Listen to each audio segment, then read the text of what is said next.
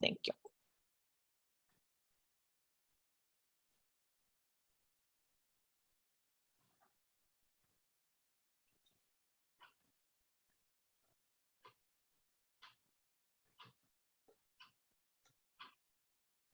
Hi, you can unmute, call in user 1. Yes, yeah, you know, they're saying that I'm going to be muted for the meeting again. Well, that's because you're under attendees, so I will move you to a panelist. Give me 1 second.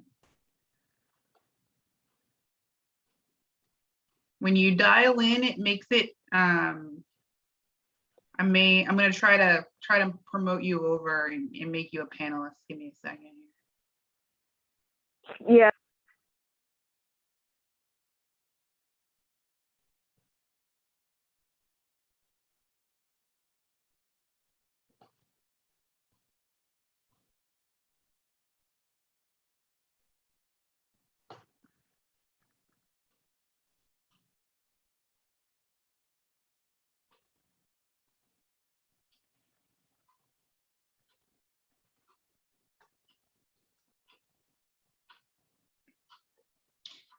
Francois, can you unmute yourself? I'm sorry. Okay. There we go. Yeah, because I dialed it on the one that that Sarah sent me, emailed me, and then it kept hanging up on me. Uh-oh. And then it kept saying that the meeting has not. Yeah, that was the one that we were on a couple minutes ago. Yeah. So I just sent you your personal panelist link. And that's the number and code you should be using. I sent it maybe 3-4 minutes ago, because the way you're calling in now, it won't allow me to promote you to panelist. Okay, yeah, this way. Yeah, that's I used that you just sent me 3 minutes ago, and then. Yeah, it didn't work. And now it keeps saying that I'm muted every 2 minutes. Yeah. So I'm gonna rename you.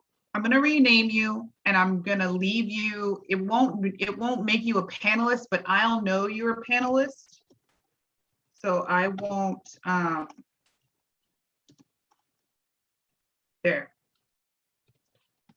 So at least I can rename you, and let's see if it will. Yeah, it won't allow me to make you an official panelist, but I'm gonna leave you open so you'll have to mute and unmute yourself, because if I mute you, it's going to move you back to the attendees list, and we don't want that. So you're going to have to mute and unmute yourself, okay?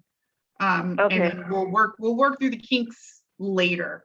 And then, so if you'll do me a favor and go on mute, and then I think that the call ending in 1776. Can you unmute and identify yourself so that Ashley, that's Yolette. I guess I dialed in something. Hi, Miss Yolette. I'm good. I'm going to rename you as well. And because you called in also, so I'm gonna rename you too, so that, we can be. Whatever makes you happy. I'm fine. Okay. Whatever works. Perfect. So you guys will, just like I said, I can't, if I mute you myself, which I can do, it's going to take you off the panelist list. So to keep you here with everyone else, you're going to have to mute and unmute yourselves. Can you do that? I believe. Yeah, I mean, that's what I did in the last meeting. Yeah. Perfect. I think it's *6. So we're going to get started in about 1 minute, because we're already a little bit late. I just need to get us streaming, and then just give me 1 minute. Okay. Thank you so much, and good evening, Francois, and everybody else. Hi, Yolette. Hi, everyone.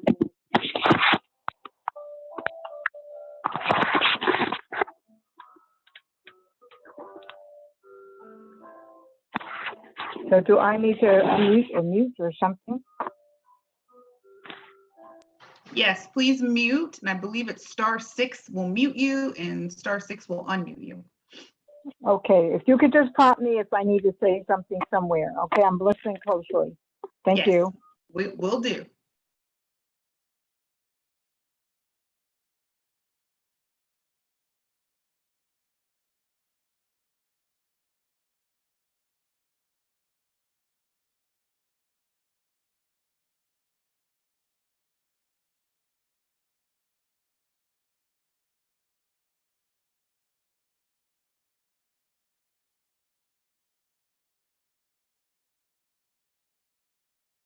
Ashley, did you send the new link to Sandra's personal email or her work email? I am unsure. Because I think she's still got the old information, and I know she's at home, so it would be her personal email. Okay, well, let's get the meeting started and then Okay. we'll connect with her offline to make sure she joins us. Okay, great. She's got a few extra minutes to join us. Yeah. Okay, Hamish, I think what we're gonna do is instead of me trying to stream this live tonight, we're gonna record it and then we'll post it on the website on YouTube tomorrow. And then let me share my screen. Do we in If I fact can, have? there we go. Can you see my screen okay? Yeah.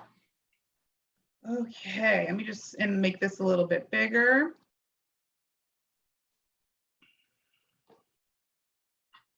Okay. Ready to go? Yep, ready to go. Do we in fact have a quorum? We do. Okay. So let's call to order. Let's get the History and Art Commission officially on the way.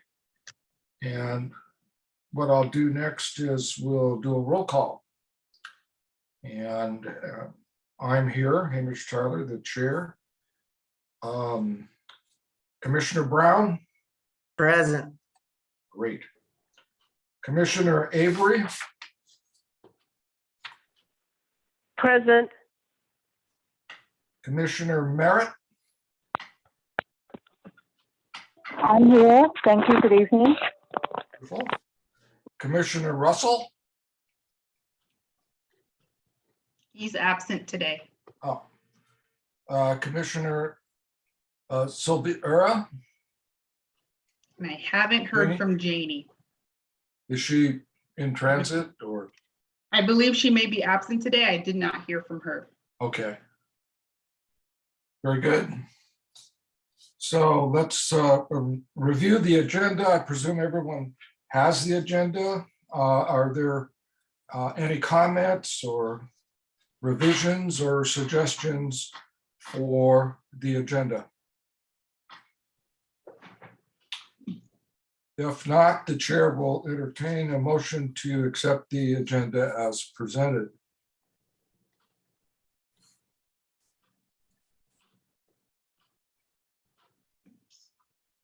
A second. All in favor? Will Aye. Commissioner Brown, Aye. Commissioner Merritt,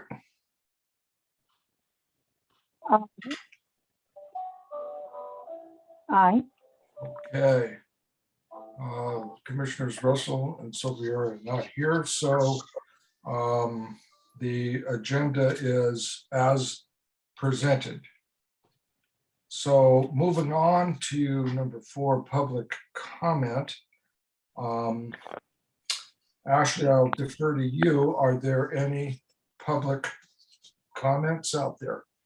No, Chair Tyler, there I received no public comment. And at this time, we do not have anyone in attendance.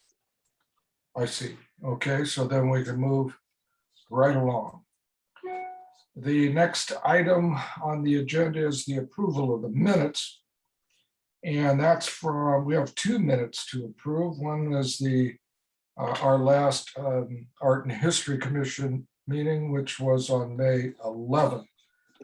I've gone over them personally. I thank you very much, Ashley. Very well done. Are there any comments or on the minutes from the May 11th meeting It almost seems like a century ago. Anyway, any comments? So I move that we approve the minutes as presented. Do I hear a motion? Approval of the second. minutes. Yeah, I second. Okay. Sorry, Is there a second. who did the motion? The first, all I heard was a second. Hamish said, does somebody else Okay. need? I moved it, yes. Okay, sorry, there was a little bit of confusion there. My apologies. Okay, so do we need a roll call on this, Ashley? Yes, please do a roll Okay. call vote, just so we can Okay. track it for the minutes. And I apologize, I'm having some technical difficulties, but I can hear you guys just fine. Okay. I approve. Commissioner Brown, Approve, aye. Commissioner Avery, I, Commissioner Merritt. Merit is aye. Okay. They have been accepted. Okay, the minutes from the May 11th, 2021 meeting has been approved. Now, the next minutes to be approved are the June 28th Art and History Commission, along with the Parks and Recreation Commission, the joint special meeting. There was, I've sort of glanced through those. I personally find that they are A-OK. It was it was a very interesting meeting, to say the least. But I think the most important thing is that the combined commissions turned down the request, okay, and supported the policy that was in, which was in regulation, okay? Are there any comments on this? This is the meeting of June 28th. No. yes, Are there? Oh, go ahead, Francois, please. I believe under number 3, where it says public comments, where you have, after Alex Miller, you have Carol McKibben. I believe that's not the correct title of her book. I believe it was called Racial, I think, Beach Head, not Hub. I will correct that. It was probably just misheard in the video. Okay.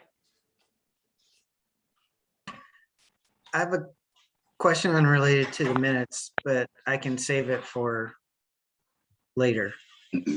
But I was just wondering what the city council did. So I can hold that question if we want to just breeze to this part, but I am wondering that if staff knows, I would like to. So Sure, I can answer that, Chair, if you will allow. Okay, with that recommended amendment, can we go ahead and approve the June 28th meeting of the two combined commissions for the request for a naming of a street? Can I hear yeah, I motion we approve the minutes as amended with the a? recommend. Yeah. Thank you, Emerson. Then we'll go through and call on the commissioners. Since I moved it, I approve it. Emerson, or Commissioner Brown, Aye. Commissioner Avery, I, Commissioner Merritt. I'll abstain because I was not at the meeting. Thank you. Okay. The minutes then, with one abstention, have been approved. I'm here now. Okay, I'm sorry, I was late. My computer is non-cooperative at the best of times. well, good evening, Jane. Hi. Pleased to have you here. Okay, we are, Janie, on item 6. We're starting to discuss the business items. We're moving right along. The ordinance, I requested through Ashley and through discussions with other folks here in town, I discovered that there's a sort of a widespread misunderstanding with the concept art. And the art that I've been involved in for years and wish to continue with the city of Seaside includes the performing arts. And the Department of Education, and in fact, the National Department of Education accepts art as visual art, drama, dance, music, and the new art, media art. So that these, I would like to include for council review a addendum, the inclusion in the ordinance to include the performing arts.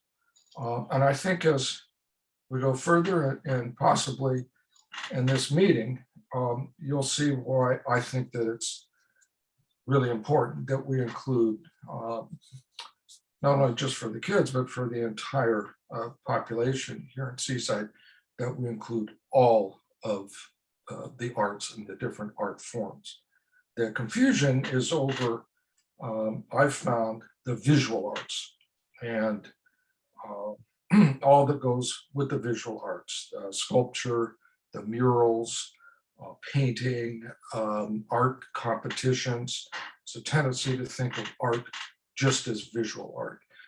Visual arts are a very important part of the arts, but it's a part of the 5 art forms. So that's just basically the background. And you know that I have been advocating for this for the last year or so since I have been on the commission. So I'd like to throw it out there for discussion. And this would be an amendment or clarification for the art and history ordinance to make sure that people understand that that's also includes the performing arts, music, dance, drama, and media arts. Discussion.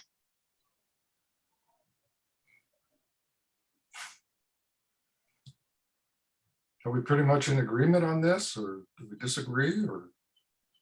I agree with it. I would just say if you submitted the written addendum, so we could see, if you haven't, I may have missed it in the packet. And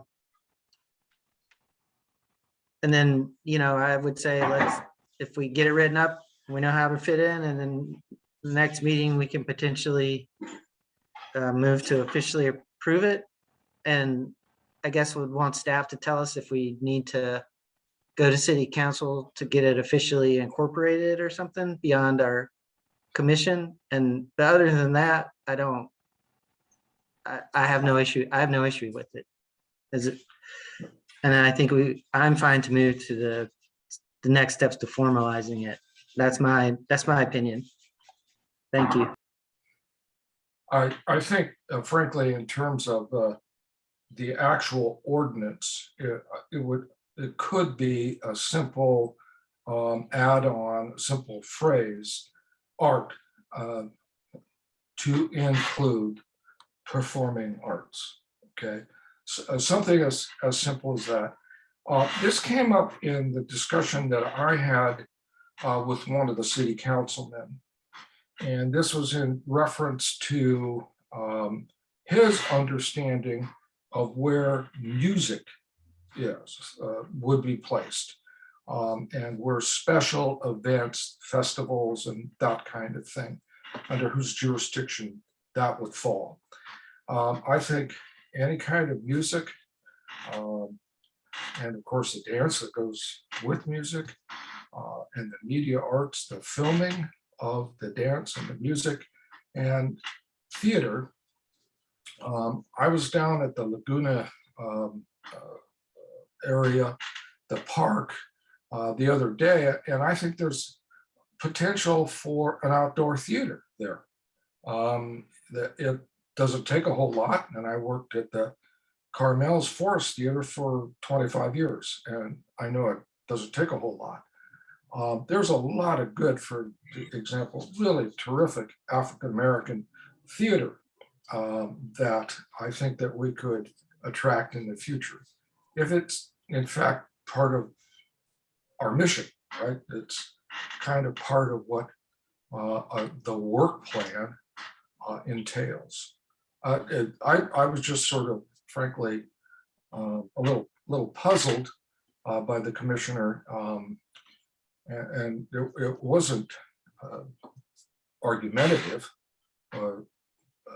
but it was really kind of a narrow definition, almost like public art, which is, murals and that sort of thing. And I think in the year 2021, we should be more inclusive. Emerson, do you want to put that into some sort of a motion that we can? Yeah, well, for Ashley, I see that Ashley has her hand up, Hamish. Oh, Yeah, so Where is she may she? have some historical context. great. Where is she? Ashley. Hi, guys. I apologize. I had some technical difficulties and my laptop had a mind of its own and I had to log off and call in. Oh my And gosh. so I apologize. I missed a portion of the conversation. And so I want to make sure I provide context in listening to what Hamish was saying. And I can tell you that, we were having a conversation about the what defines the commission and its role as an advisory body, right? And it is the ordinance that's in your packet. And that ordinance was written a really long time ago.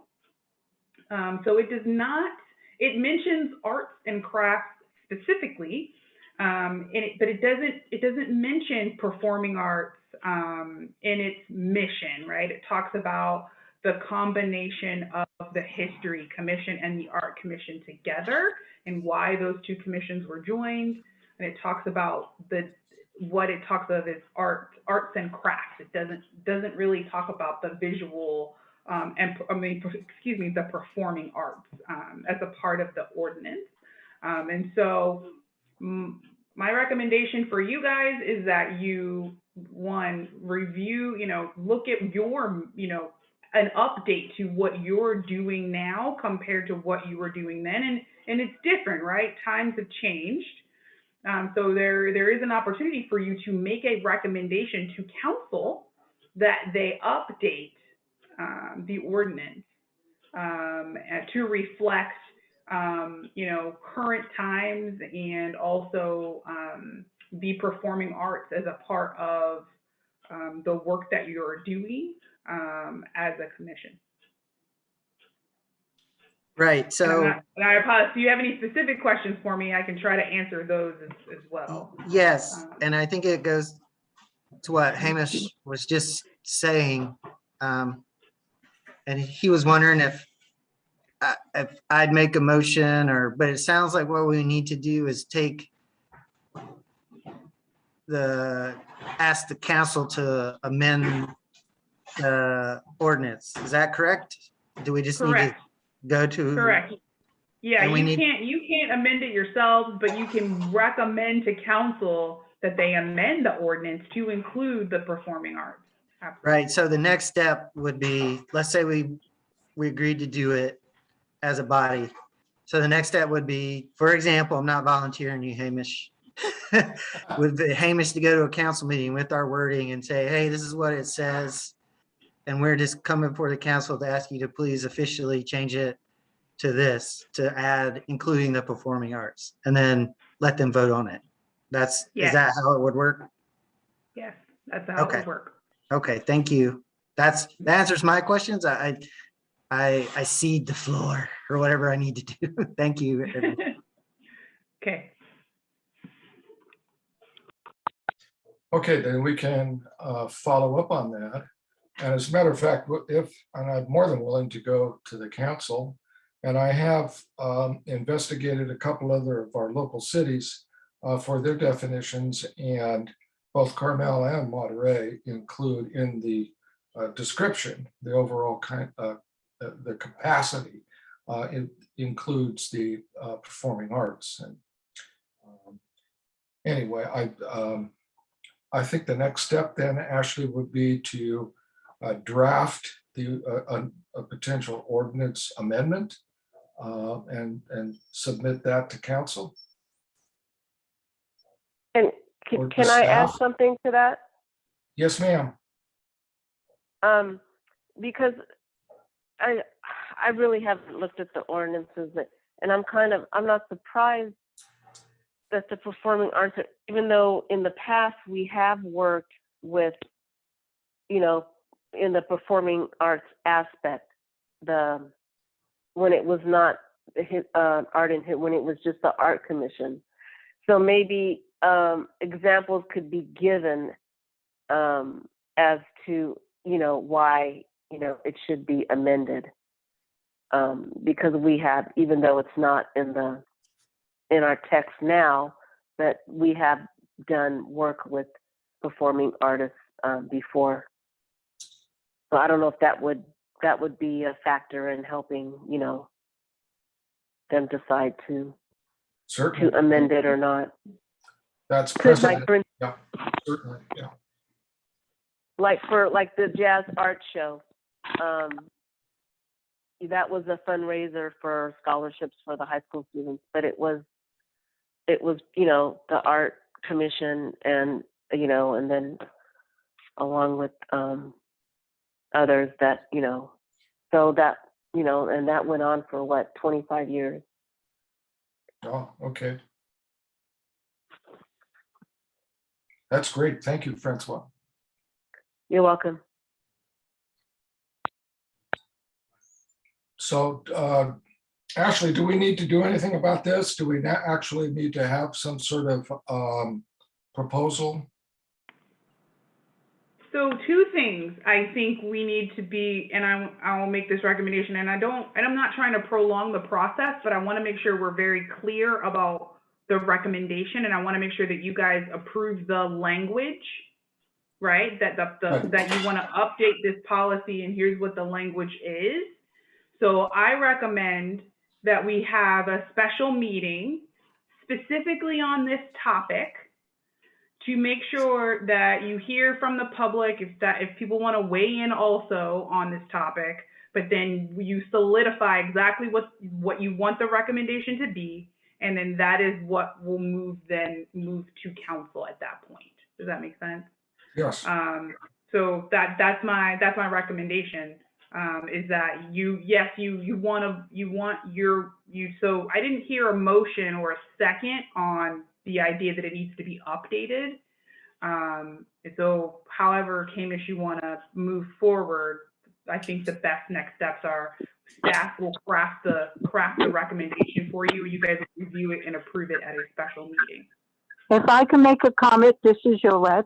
I would make a suggestion, because looking at our work plan and how many things have been proposed that have not been completed, is maybe to have something in hand before maybe changing the ordinance. Having something, Amish, you have certain ideas, which are great, but maybe having something concrete in hand, so we just don't add another aspect that, for whatever reason, is not being accomplished. That would be my suggestion. Maybe have something that's concrete in hand that justifies changing the ordinance. And then maybe go there, because if we add another layer and we still have all kinds of things that we had in mind to accomplish, but we said we couldn't do it, but maybe have something concrete in hand that's added to the list of accomplishments as well, not just another aspect that's out there languishing a bit. Thank you so much. Thank you.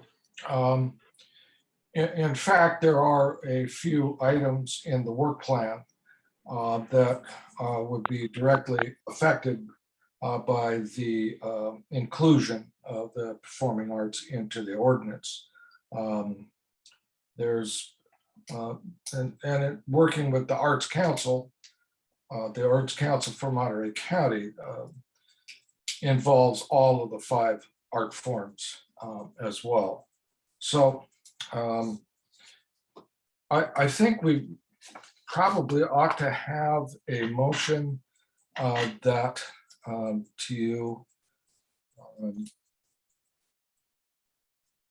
to include the performing arts in the ordinance, and to, in the process, go ahead and draft the language to present to the city council. Ashley, is that how you see this? That the idea of working on the ordinance ought to be passed by the commission here? Ashley? So what I heard was, and I think you're on the right track, which is you want to agree to update. You agree. You're thinking. You know, if it's the will of the commission, you want to update the. You think the ordinance should be updated, right? Yes. So you're going to make a recommendation to council that they update it, and then you're going to host a special meeting to craft that language, finalize it, and send that recommendation to council. Correct. Is that what I'm understanding? Mm-hmm. Okay. Correct. Yes. So if we could have that recommendation, please, as a motion. Yeah, I'll move. Oh, go ahead, Francois. Sorry. Oh, no, you go ahead. I was just gonna make the first motion. That's all I was gonna do. It sounded like you had a comment, so go ahead if you have a comment. No, I was gonna second it. All right, I so move. That's the first motion. Okay. And I Francois. second it. Hey, Emerson, I'm sorry, but for the record, can you state what your motion is? Yes. Just so that, okay. I move that the commission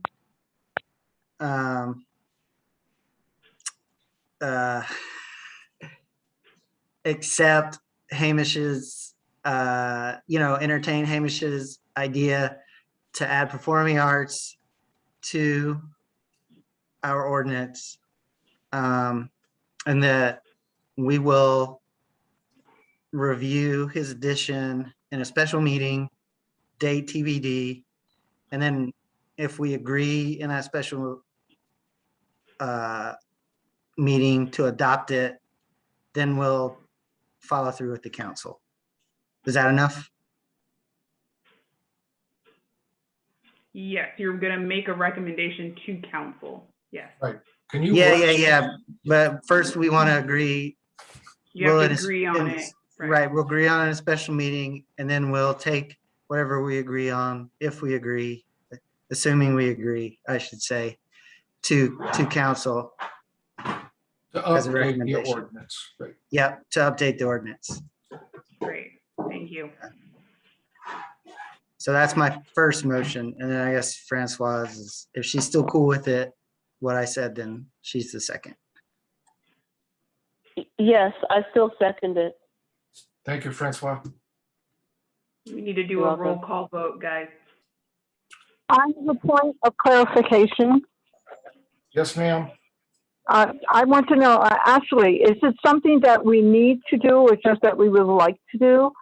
Because I recall also the jazz performances. Is it something that we're hindered by not adding something on to the ordinance, or what? Just clarification. Thank you.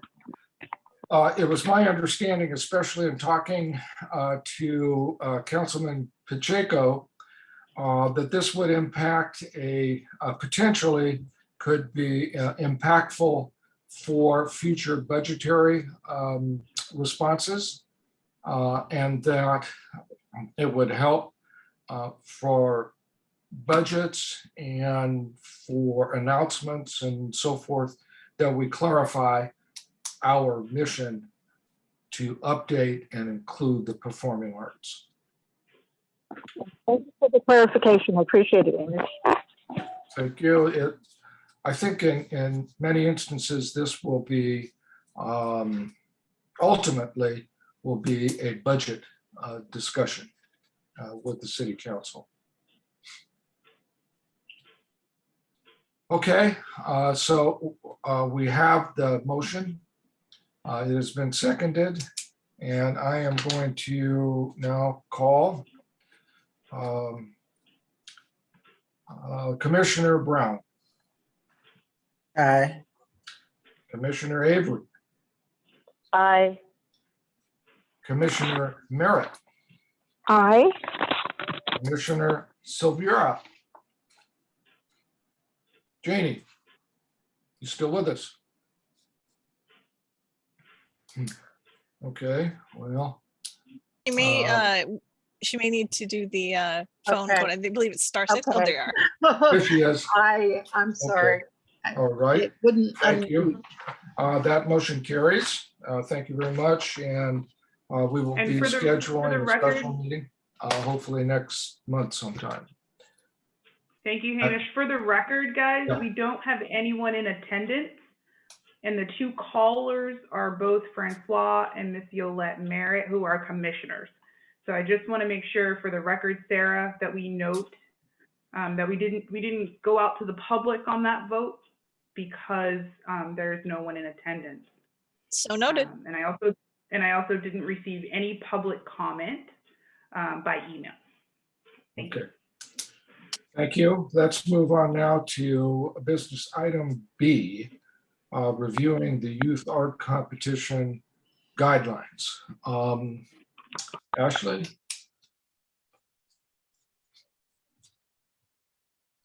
Ashley? Sarah, would you like to give a brief overview of the youth art competition and the update to the guidelines? Sure. So basically, as it stands right now, the youth art competition is one of the largest competitions that we have in the Walter Avery Gallery. I believe our last show, which was right before COVID started, so we didn't get a proper public showing of the art, had, I think, over 500 pieces, which presented a challenge in the limited space that is the gallery. We had to set up boards and whatnot that were extra, which, you know, kind of provided an issue that could be within ADA non-compliance if we were to, you know, have any more come in. Basically, right now, as it stands, the youth art competition goes from high school through elementary. The proposal would be to take out elementary and possibly middle school so that it would just be high schoolers in the competition in order to kind of dial back the amount of artwork that we're getting, because right now it's frankly overwhelming to the building space, the amount we're getting. That would probably be the only change. It would mean that we would no longer have to spend the prize money for elementary or middle school, but you know, that would also be something we need to consider as far as our budget, because our budget has changed. So yes. So let me be clear.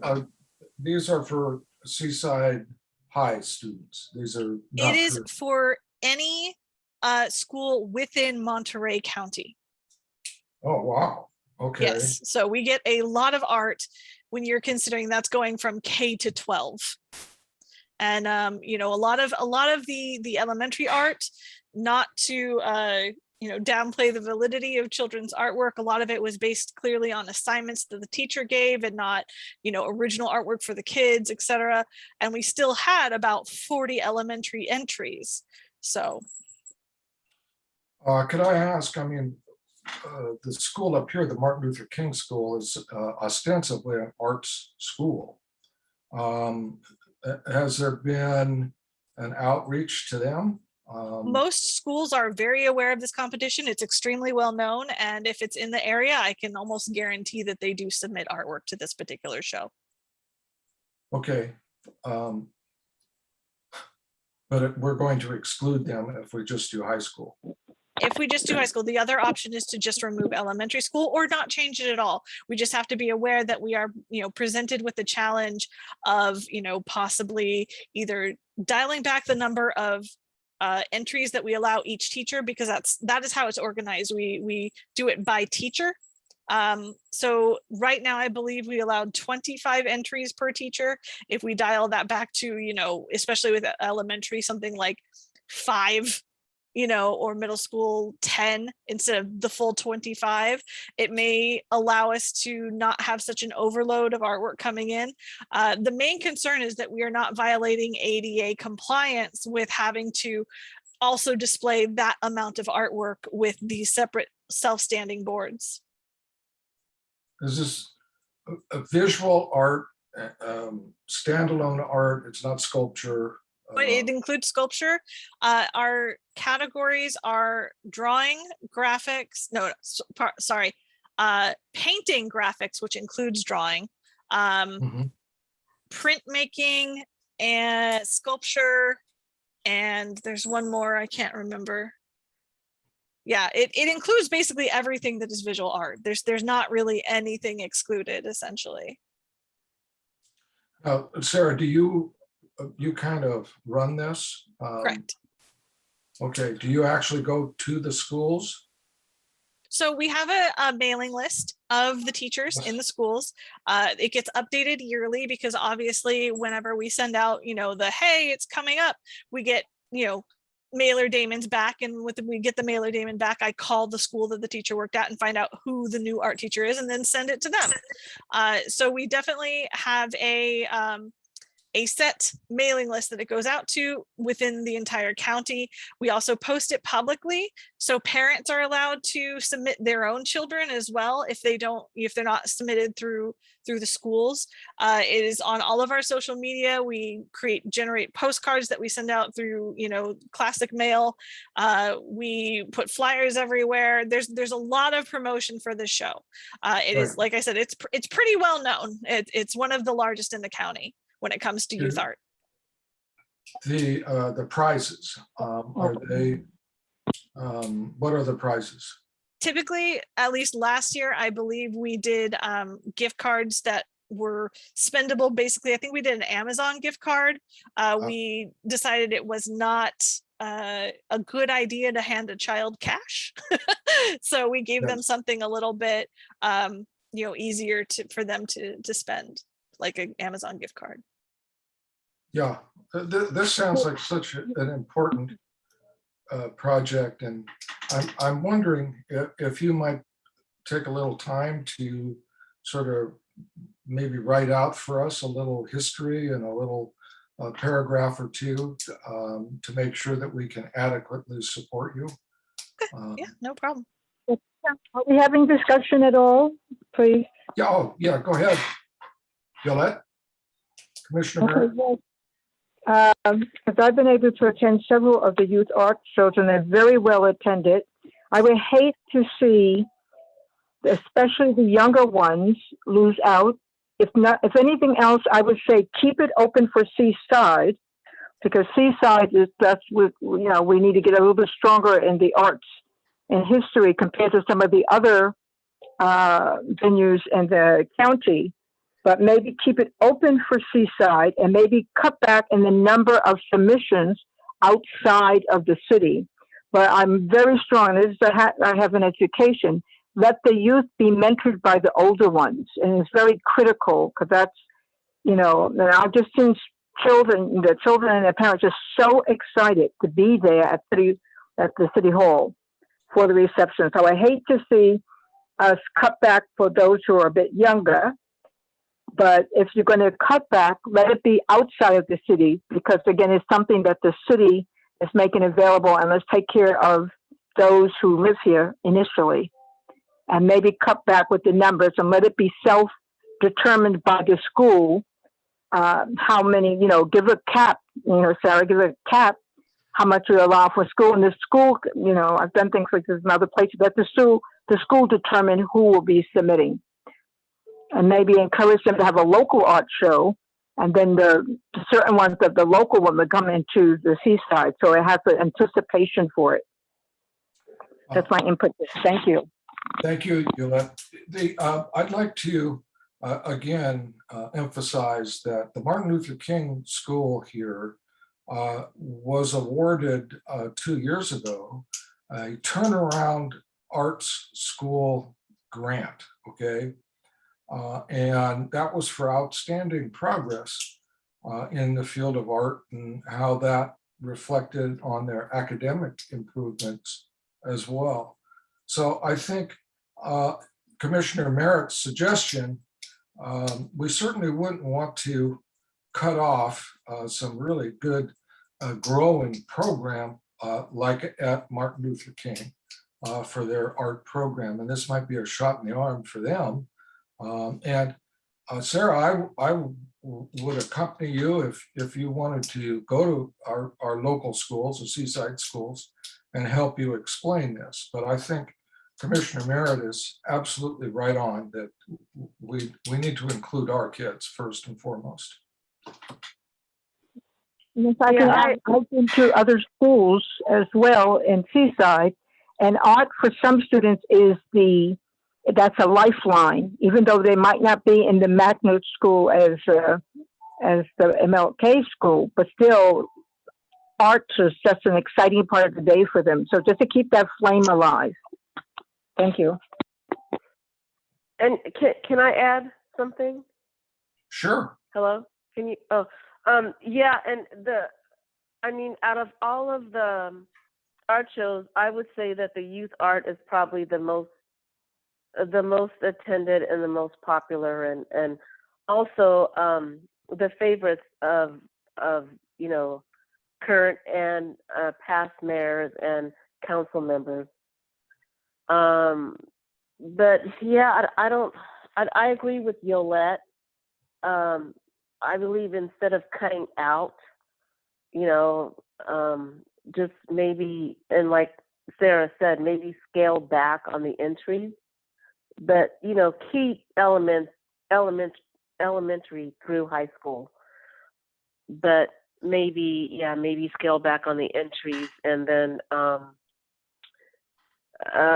maybe have more outreach in Seaside, because there are other schools in the area, public and private, that I don't want to say dominate, but they do have a strong attendance every year, whereas others, the packets get mailed out, but sometimes there's no response. And so maybe, like you all were saying also, to have more of an outreach to the art departments, especially here in the schools in Seaside, like you all were suggesting. I think that's a fantastic idea. If I can add on to your comment, Francoise, I would like to see where the work of the commission and the arts, youth art, basically we kind of stimulate interest in the other schools, encourage them to have a local art display show, because I've had experience with that in another community, another county, and then have those selected to come to the big one at the city. But use, the little bit of visibility we have as a commission to encourage more in the local school, because I know in one place we did a citywide art show, but part of it was having at each school site, they had their own art show. And so the mayor went around and visited just to see what they were doing. It just encouraged everyone to get excited about it.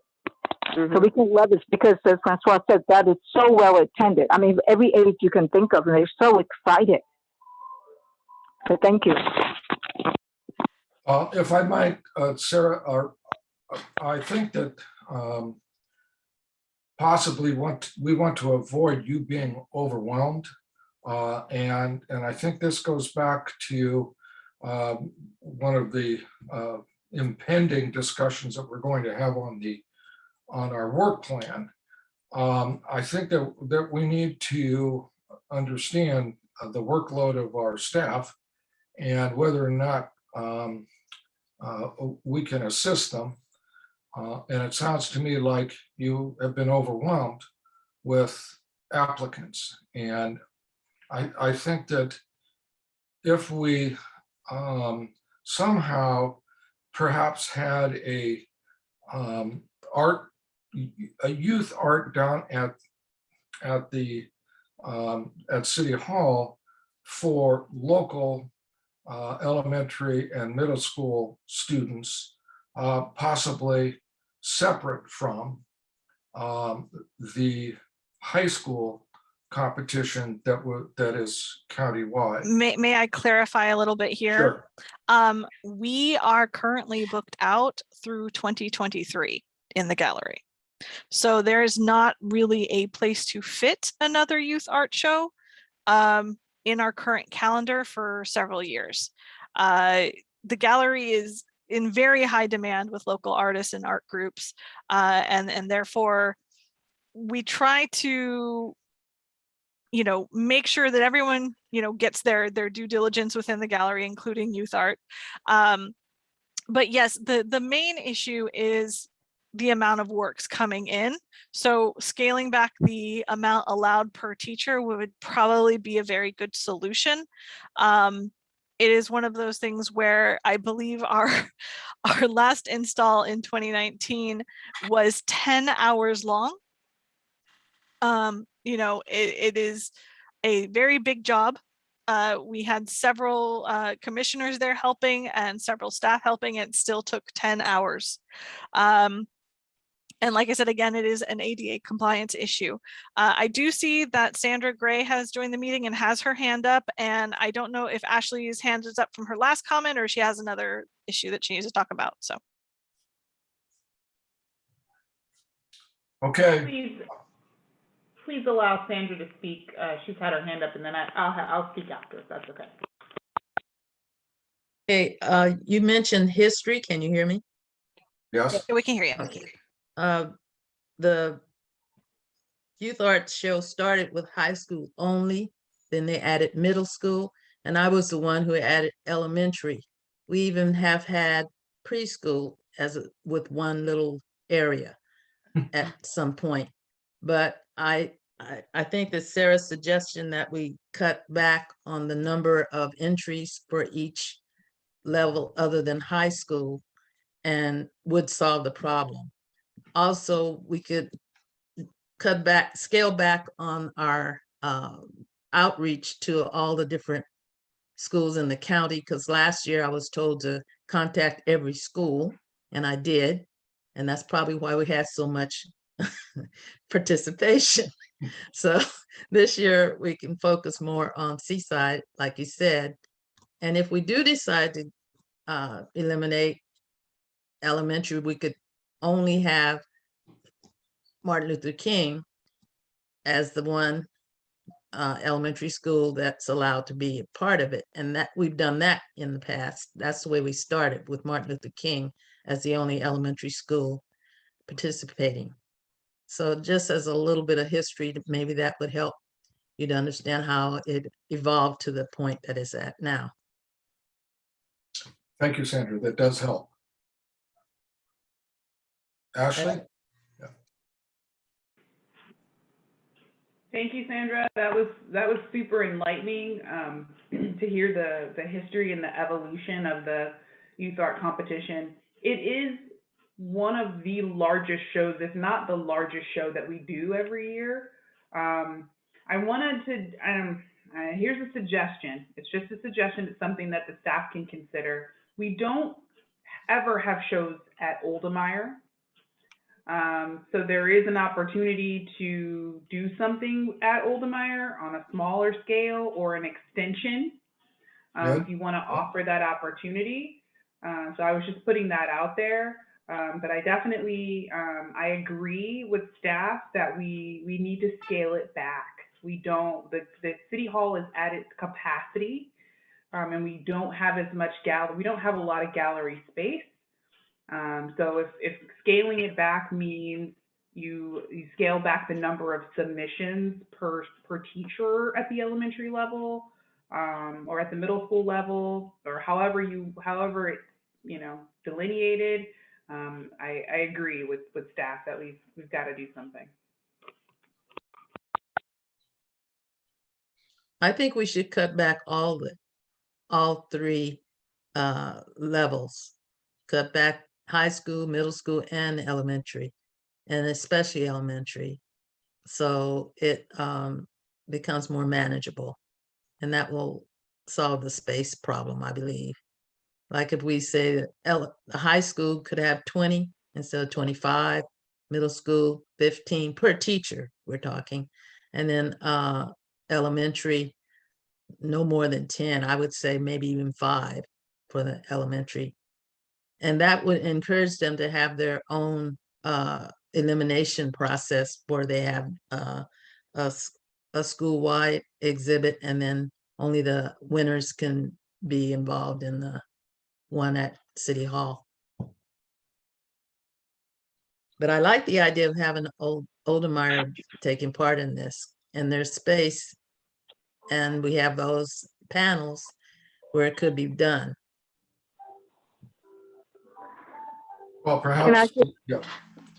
Okay, the elementary and middle school overflow could be at Oldemeyer. And that the concentration be for high school at City Hall.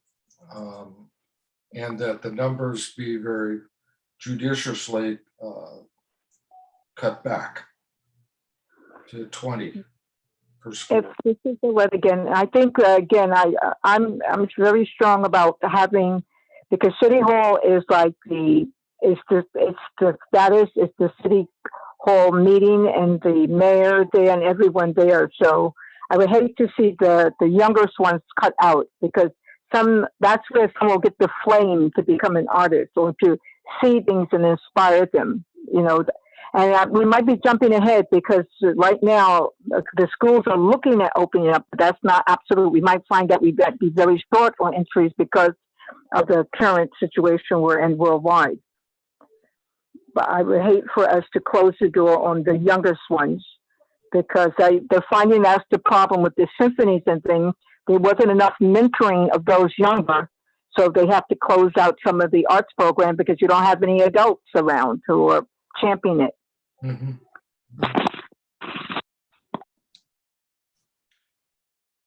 Could we have a specific recommendation from you, Sarah, that we can move to some kind of a proposal, a motion? Well, from what I'm hearing as feedback from the commissioners, they would much rather we scale back the amount of entries allowed from the lower, younger levels versus not having the lower, younger levels. I find that solution to be completely fine with me. If that is what the commission would like to recommend, I will take that into account and we'll go from there. Okay, so be it. Do we need to make a motion on this, or is it sufficient that you've heard the commissioner's remarks? I have one comment. Oh, okay. Yeah, I agree with Sandra and some other people's assessment that I think we should just trim down the amount of submissions allowed overall. I think 25 is way too much, especially if it continues to be open to every school in the county. And then I don't know that I would recommend using Oldemeyer as an overflow for a simple reason, in that usually I participate in the hanging of the exhibitions, and assistance for staff isn't always consistent for those. And so to formalize that would actually, I think, create additional work. So That's a very good point. yeah, so I think we should choose one elegant solution and not kind of overdo it. And the best solution that I've heard,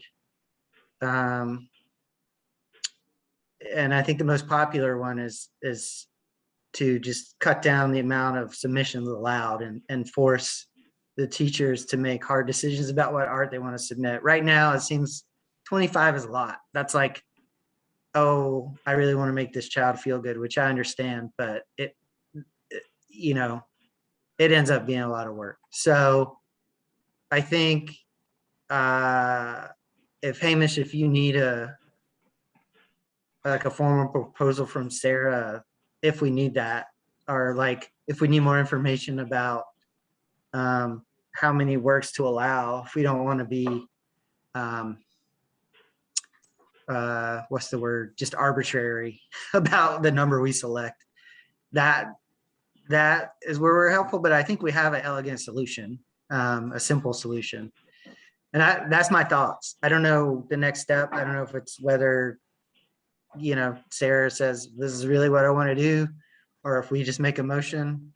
But that would be my only question in my mind remaining, is like, well, what's the cutoff number? Like, what's Yeah. fair? What's fair? May I add something? Yeah, I'm done. Thank you, Sarah. Oh, sorry. Last year, we had a girl who was submitted twice. She was in 2 different classes, and her teacher submitted her, both teachers submitted her. So also we may find a solution in saying only one teacher may submit one child, because that rule, it was kind of a loophole, and she ended up placing on both her paintings. So with that in mind, it may also kind of cut back that loophole where we make it very clear, like only one teacher per child. So that way you don't get multiple teachers giving multiple artworks from the same kid. Yeah, the children belong to different programs, like some go to YAC or they belong to they go to 2 different schools somehow for art. But that's usually the way it is.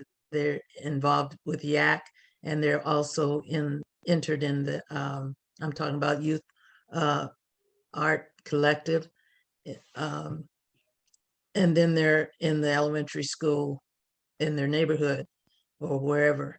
So that's how they end up getting enrolled in 2 different programs.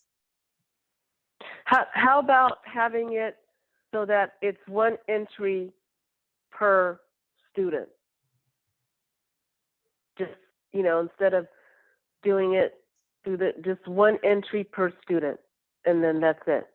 That's similar to how it's worded now, but I do think that it would benefit to have a clarification that means, you know, from teachers too. Like if there is a double submission from, you know, teacher A and teacher B, it would be disqualified, and those teachers would have to discuss amongst themselves which of the works they would like to submit from that child.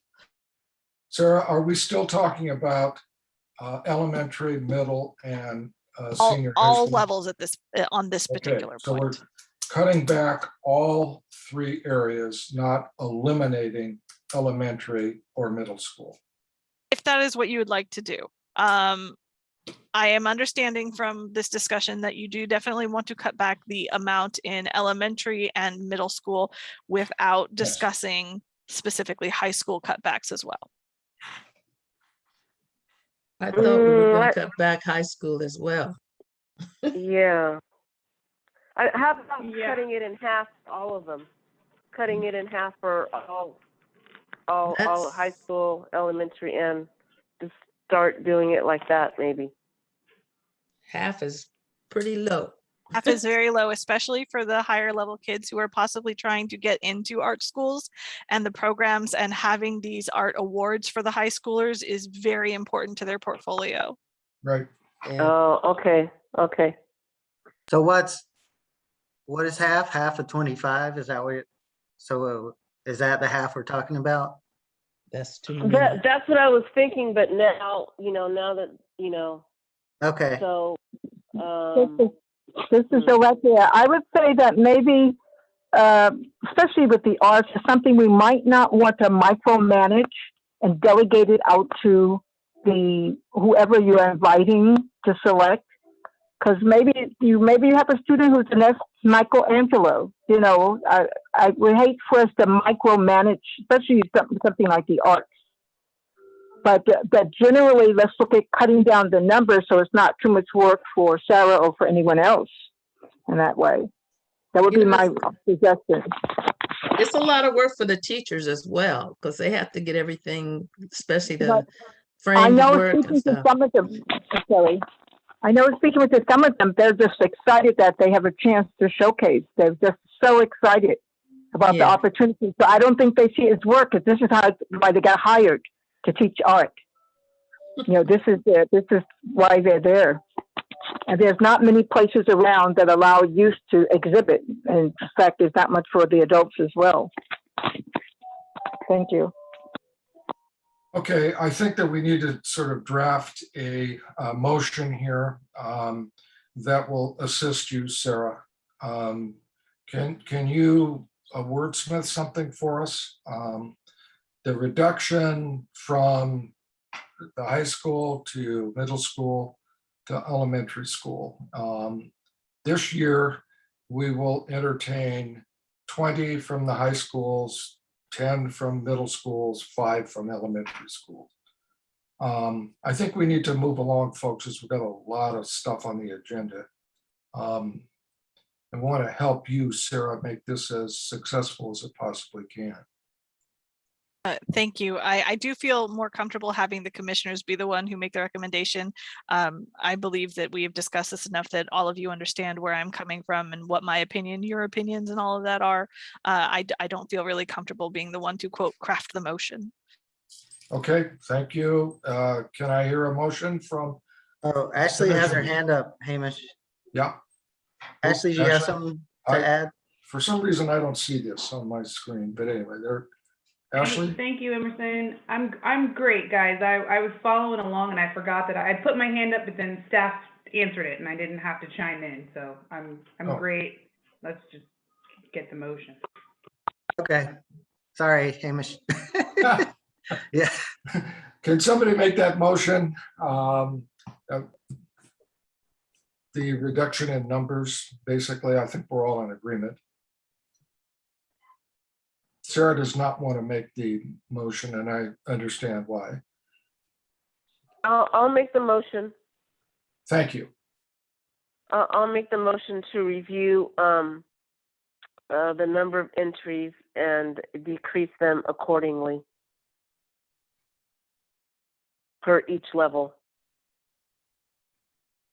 To reduce on each level the entries from each school. Is that what I'm hearing? Yeah, from each, from element, To senior high accordingly, school. elementary, middle school, and high school. Yes. Okay. So do we need an actual number, or Sarah, can you work with that? I believe I can work with that. Okay. So the motion that's been proposed is that we are supporting the reduction in numbers on the elementary, middle, and senior high school entrance for the art competition this year. For the youth art, yes. Right, okay. Francois' motion is on the table. Do I hear a second? Yeah, I'll second it. Okay. Yeah, let Janie second it. All right. Let's call the- Very good. Janie has been Can we put recorded that? as second. Great. The Commissioner Brown, Aye. Commissioner Avery, Aye. Commissioner Merritt. Commissioner Merritt.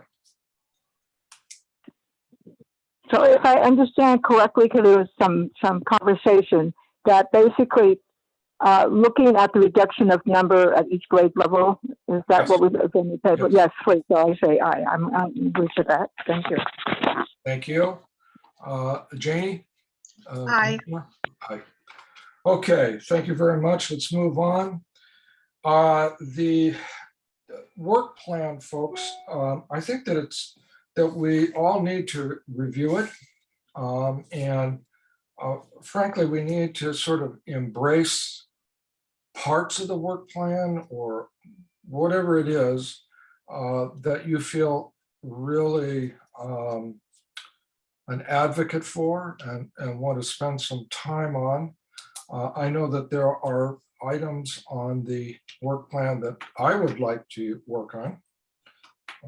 And I think that what we should do in order for us to be productive and to actually achieve something is to find elements of the work plan that we could spearhead, that we could take responsibility for, on that hopefully this time in June or whatever, I'll be able to report back that we've made some progress in these areas.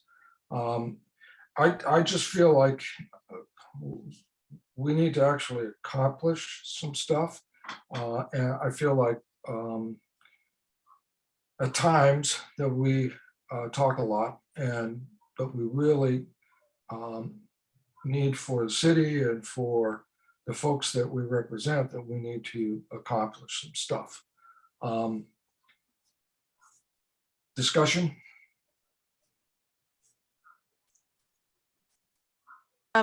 Before you guys start discussion, may I point out that there has been a spreadsheet created. I do have this digitally, so it can be Oh, updated. wonderful.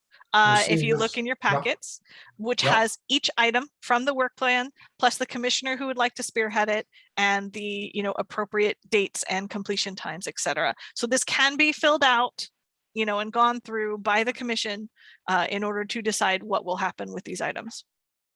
Fabulous. And then we can fill this out and submit it to you, Sarah, Yes, that would be fabulous.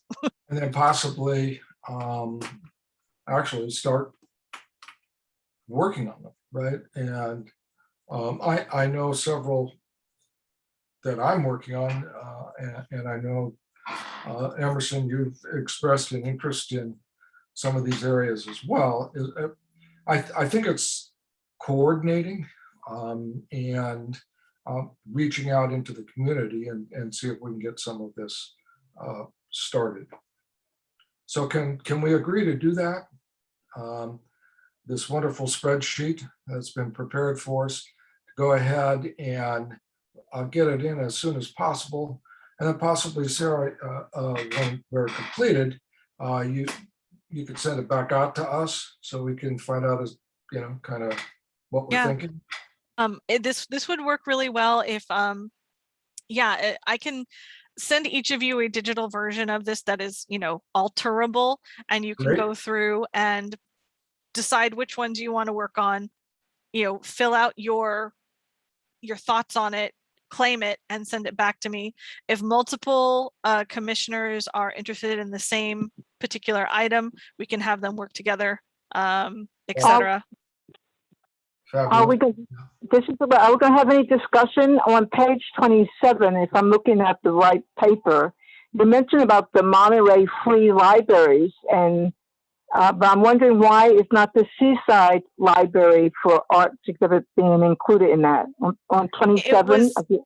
It's copied and pasted directly from the work plan that was approved by the commission. Yeah. Okay, but I'm asking why Seaside is not even included in it. That is how the commission decided to word it. Oh, I see. Because you mentioned about the other libraries, but you don't mention Seaside Library. Yeah. As I said, Where can is certainly- this, Yolette? Yeah. On page 27, Oh. I'm looking in here. Yeah. Oh, certainly- actually on 28. But I'm looking at thank you so much, Sarah, for this chart, the spreadsheet. If I can speak to that, it's actually the next page. It says packet page 27, but right after that, we're talking about the MPC library and the Monterey County Free Libraries. That is because we all submitted projects to California Revealed, and we had discussed working collaboratively to create some sort of group effort like the 60s in Seaside, Monterey, MPC. I mean, that was an emphasis. So that's why those particular ones are named. Thank you. Thank you. Can I clarify you. something real quick? Sure. Can I clarify something? Yolette, the Seaside Library is a part of the Monterey County Free Library System. Yeah, that I know, but I'm just asking. I like the idea of seeing Seaside listed.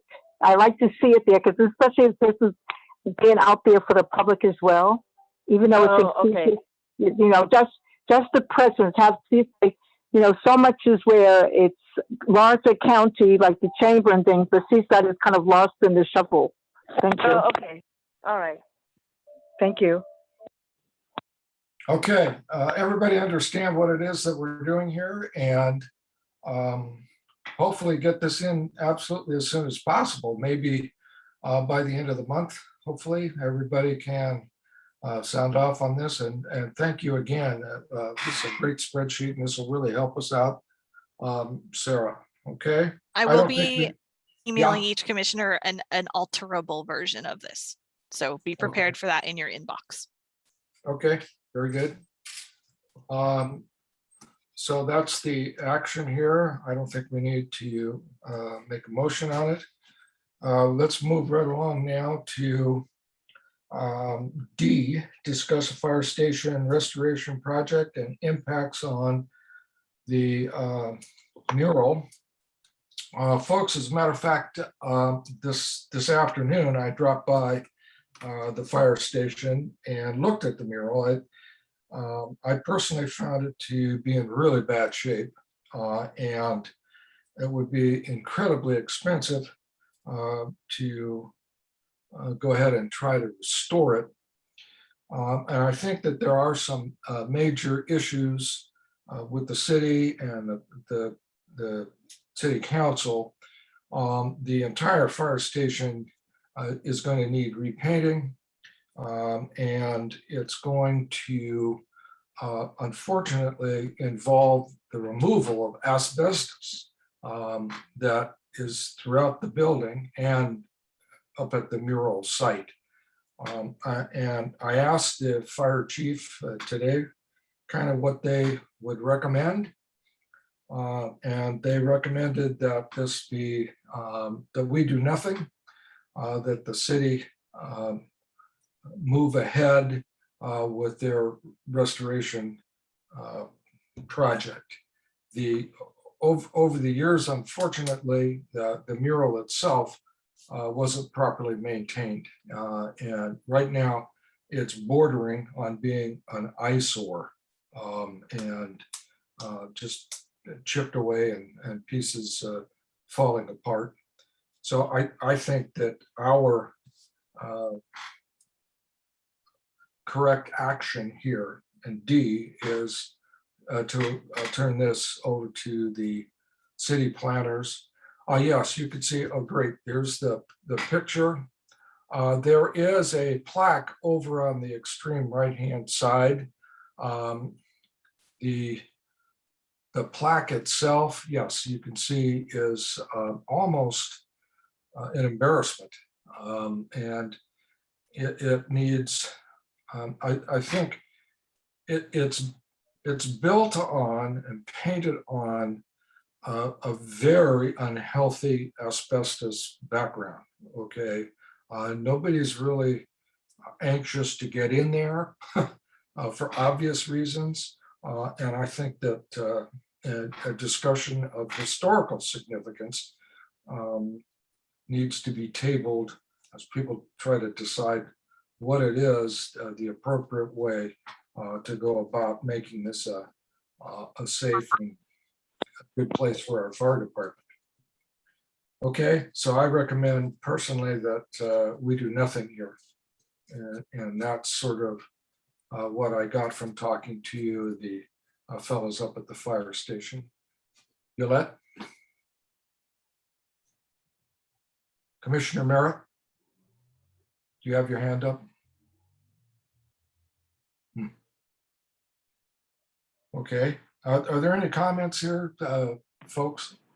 This is Ashley. Hey, I have my hand up. Can I make a comment? Sure. The reason this item is on the agenda today is because Fire Chief Gutierrez, she is our Seaside Fire Chief. She asked me to put this on the agenda because the Seaside Fire Department is under restoration. The exterior of the fire department was painted decades ago, and it is in desperate need of repair. The paint that is underneath the One Voice mural is full of lead and asbestos. So that means that in order to remove the paint that is peeling over the entire building, they are going to have to contract out with a company to do it safely. And that, unfortunately, that means it's going to cost us quite a bit of money, but it needs to be done. If you go to the fire department now, you can visibly see the paint chipping. Staff is recommending that we've taken pictures of the mural, but that we document what was there and put it in our archives so that we have, documentation that a mural existed there. And then we let the fire department and the city do its work to get that place cleaned up and to get it restored. And then the fire department, if they're interested in putting a mural back there, they can reapproach us, or if the city or if the commission would like to go into discussions with the fire department in the future, that is something that you guys can decide to do. But really, this item was mostly to bring it to your attention that, this is a mural that was once a very vibrant thing in the city, but it is unfortunately going to have to come down. And what about the plaque? Will the plaque be saved? You're looking at the plaque. Well, no, The One Voice here, that's the actual plaque. And underneath it are the names and so forth of the. Yeah. It's in bad shape, Francois. Oh, okay. So even the plaque can't be. Even the plaque is Okay. shaggy. Yeah. I agree with Chair Tyler. I don't think that the plaque can be saved. I think it's painted into the mural. Yeah. Oh, okay. Yeah, because the way it looks on my photo, it looks like it's separate. It looks like it's like somehow nailed in there or something. Can I ask a question? Ashley, does the city have an official photographer?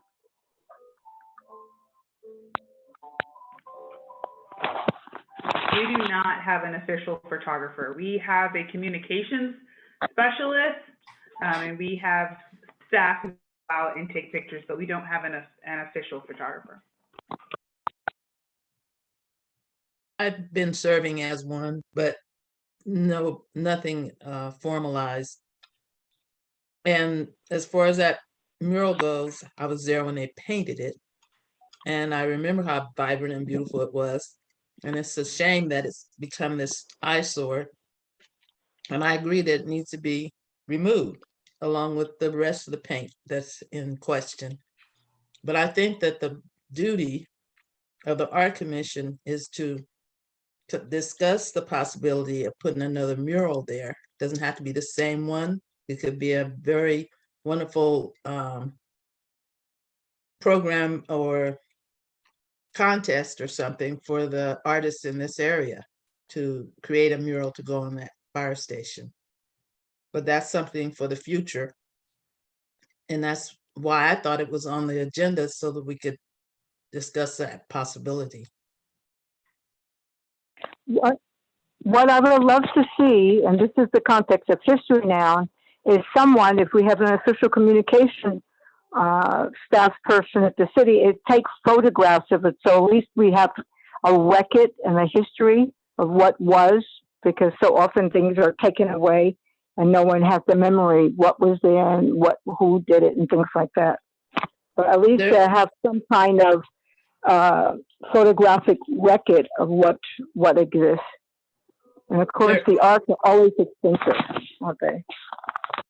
There is a book that has all the murals that were done by One Voice. It's in the archives, and it's online. I mean, not online, but on our computer, digitized. So there is a record of the mural when it Well, was that's good. created. That's very good. Okay, I think. I have a we've question. discussed this. Yeah, go ahead, Emerson. Yeah, to Sandra's point, is it possible to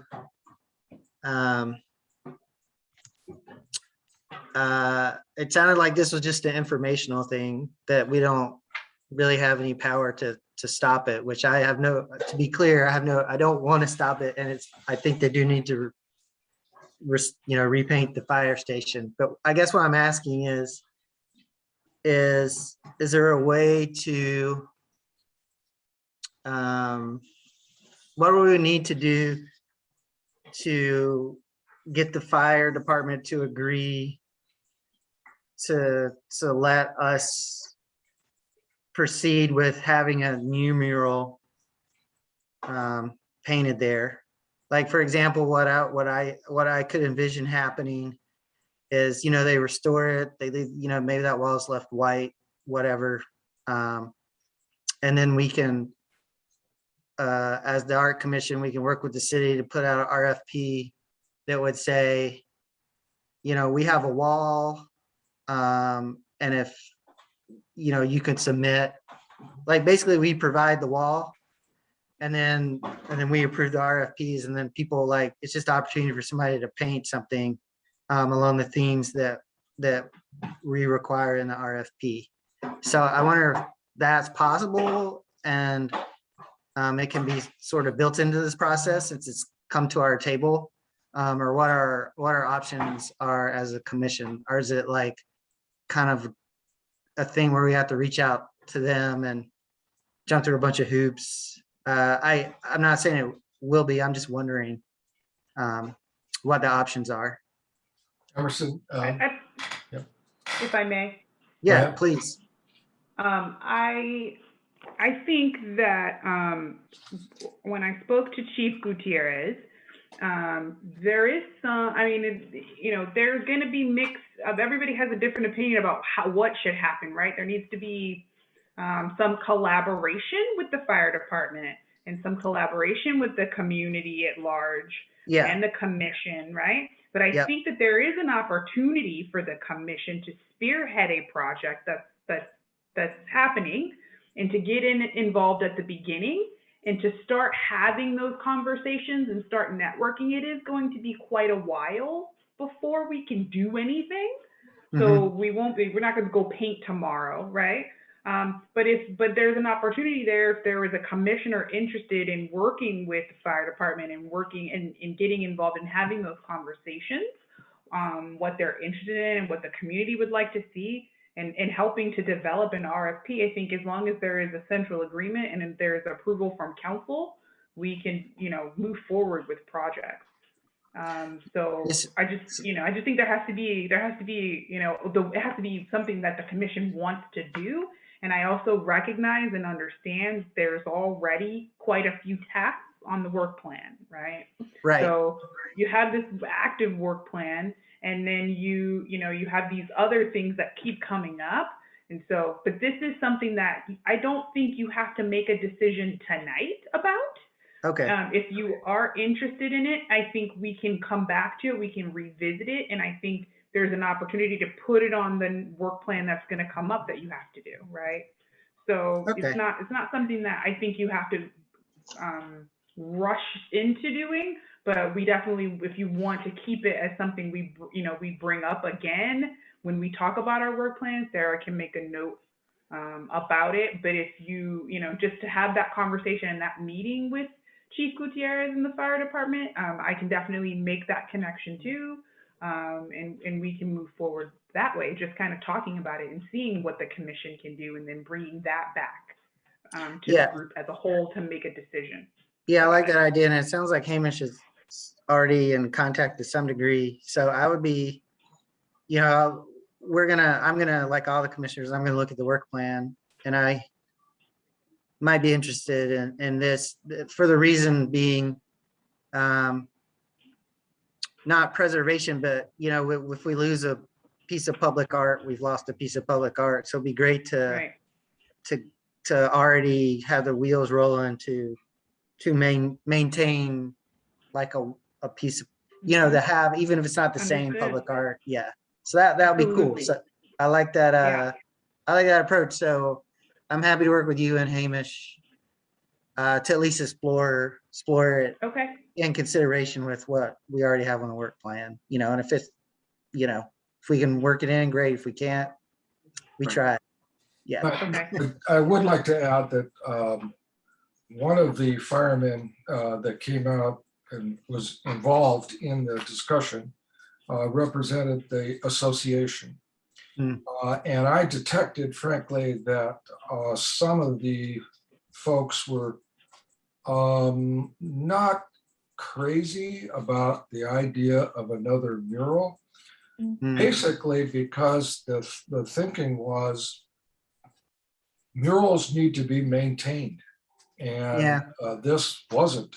So I think going into any kind of discussion, we'd have to assure the fellows up there that we're collaborating with them, listening to them, and gals, and that, hey, we'll help maintain it so it doesn't fall apart like that. And they were kind of embarrassed by the condition of that thing. Anyway, let's move along. Certainly we're there for public art. There are a couple of names on that plaque too, by the way, that are significant in terms of not only Seaside's history, but community history. Dick Crispo and some of the artists from the Cannery Row era. Yeah, we're Thank losing. you. Yeah. Thank you. Can I make a suggestion, a recommendation in that context? At minimum, that there can be a letter. It doesn't have to be complicated, but drafted from the commission, first and foremost, to the fire station for hosting it there for so long, to thank you.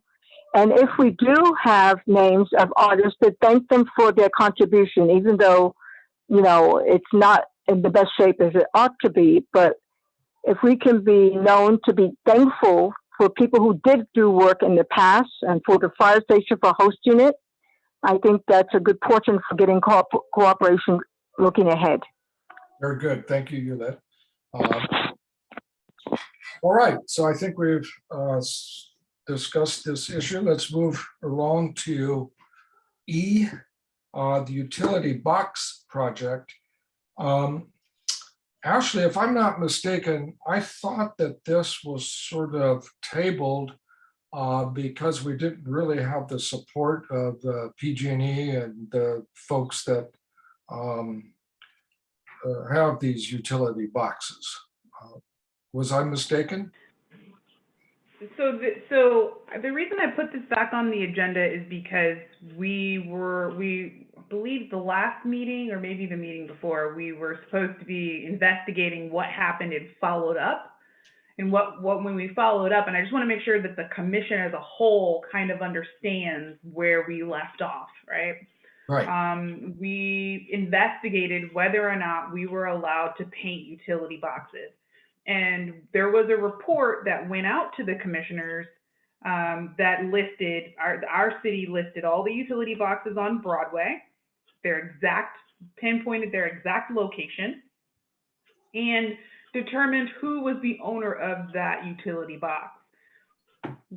What we determined was that the majority of the boxes were owned by AT&T and PG&E. We reached out to representatives of both AT&T and PG&E. Those emails are in your packet. Those boxes, they denied our request to paint them, like flat out denied it. They listed their policies and cited their protocols, etc. However, there are 3 boxes on Broadway that are owned by the city. So the question before the commission is, do you want to request from the city that we decorate those boxes, beautify those boxes, the 3 that are there, or do you want to just let this project go and focus on some other things? But I wanted to kind of wrap it up because, you know, every so often it'll come back up again. Well, what's happening with the utility boxes? So I just want to make sure that we've wrapped this up completely. If as a group you'd like to do something with the 3 boxes, we have to go through the city process. And I'm working with our public works director on what that is. Or if you just want to let it go because it's 3 boxes, that's okay too. It's whatever the commission would like to do with this project. Thank you, Ashley, for that update. I'm working with someone who's asking me to investigate another county. And as with the mural, whenever something like that's done, it has to be kind of really strict protocols, and also how are things going to be maintained? Because the worst thing that can happen, it becomes an eyesore that everybody, drives by or walks by it. Personally, folks, I think that 3 boxes are not going to make that much of a impression, and there will be steps that we have to take. And what goes on those boxes, as Yoletta's just pointed out, I mean, we have to be very careful of.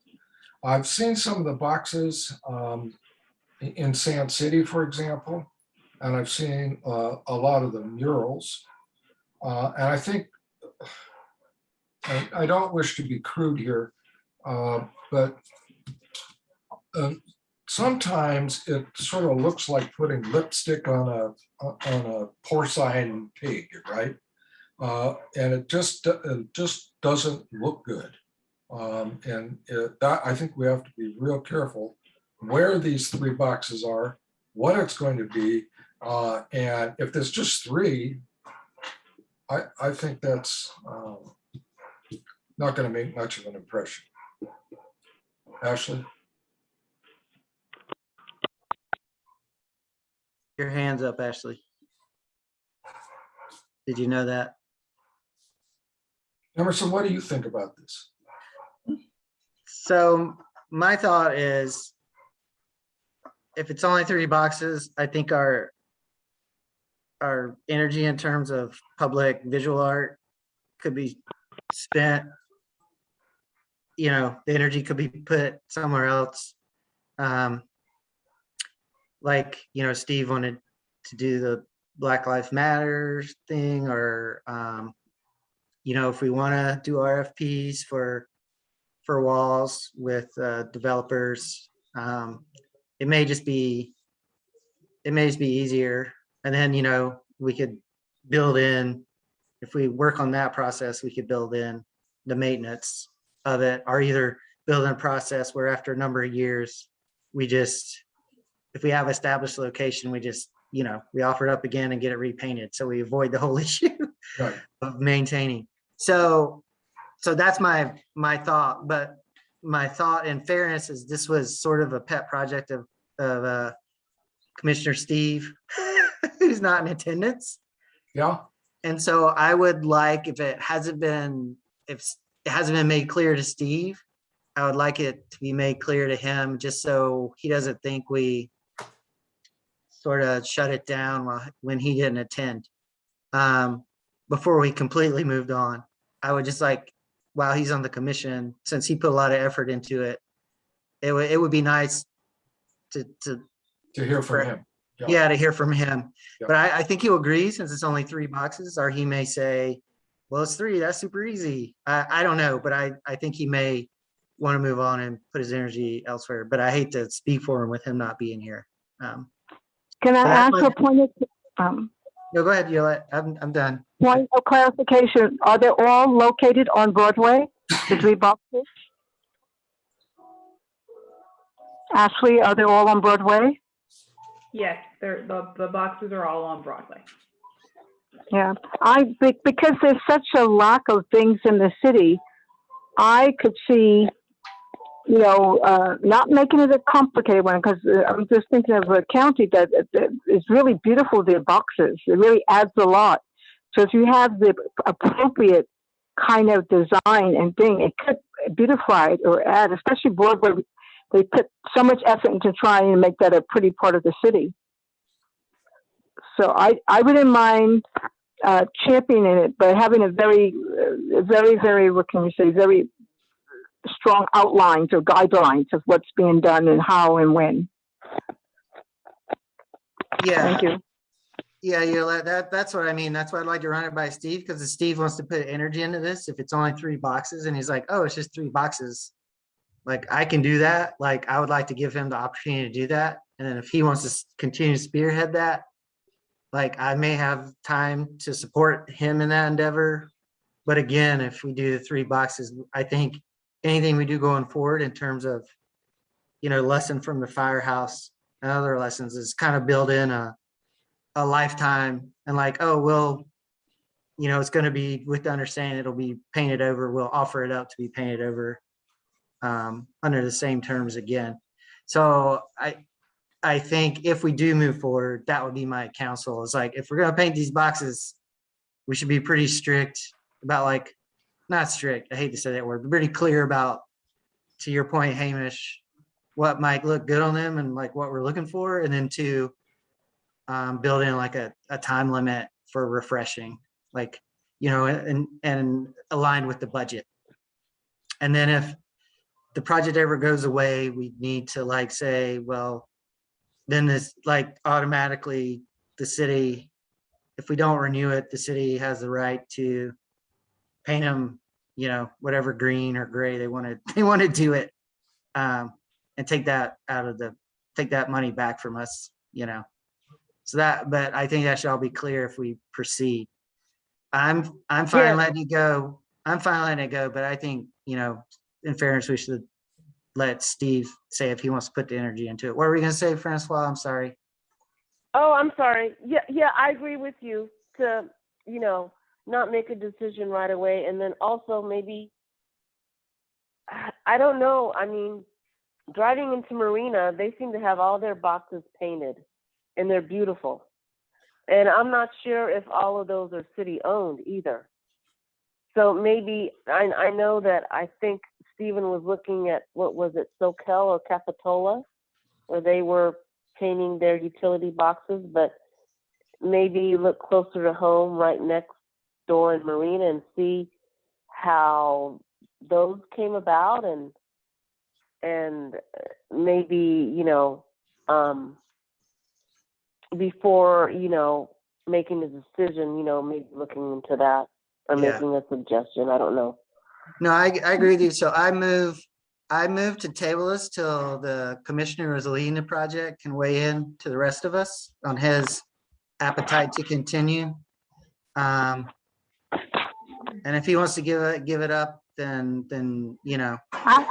Myself, I would jump in and to volunteer because I've seen beautiful ones up in Santa Okay. Clara County. And Okay. what they've done, they've worked with their community. They've worked with their neighborhoods, and they're beautiful, beautiful boxes that just beautifies the street. all right, okay. So So you let his volunteer, Steve wants to let it go. So here's something that would be helpful for me. And if we're actually going to table this and talk about it again with Steve in the room, if that's the will of the rest of the commission, that's what I'd like to do. So I would move the table it till Steve can weigh in, since this was his pet project. But then in the interim, if Ashley, if you just gave me not me, but like us, like in the follow-up, maybe when Sarah sends us the spreadsheet for the work plan, like the addresses of those boxes, and then I can go, like, I would go look at them, and if it's just like, so I can determine like, oh, if it's just one box with nothing around it, or if the 3 boxes are close together. So we could get a sense of, to Hamish's point, if it would make any impact at all, or if it'd just be this kind of weird outlier. That might be helpful for the next discussion. And then we could just get to the heart of the matter quickly. Absolutely. And if we could sort of move on, I'd like to just say that I personally would like to have Ashley or somebody associated with the city to ask how come Marina's boxes can be painted. Surely PG&E is in Marina, and ours can't. I mean, I think there's something going on here, and I certainly don't have the time to investigate it, but obviously in Aptos and Santa Cruz and other places where I have seen this, they do belong to PG&E or AT&T or some of these other entities. So why Marina and not us? Right, before Sandra weighs in, Sandra has a comment. Hamish, before she weighs in, I will say that Ashley, what Ashley shared with me with the AT&T boxes was that they have a special like UV paint on them that is a specialty paint, and so therefore they just turn down. And this was AT&T, not PG&E, if I remember correctly. Please correct me if I'm wrong, Ashley. But so due to that special paint coating, they just refuse every request like that. And that was the information that was shared with me for AT&T.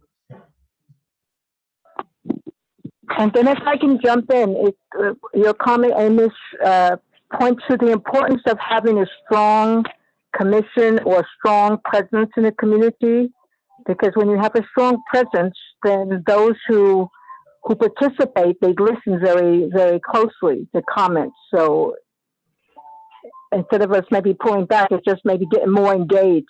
So that, yes, the arts and the histories and they're very alive and vibrant in Seaside.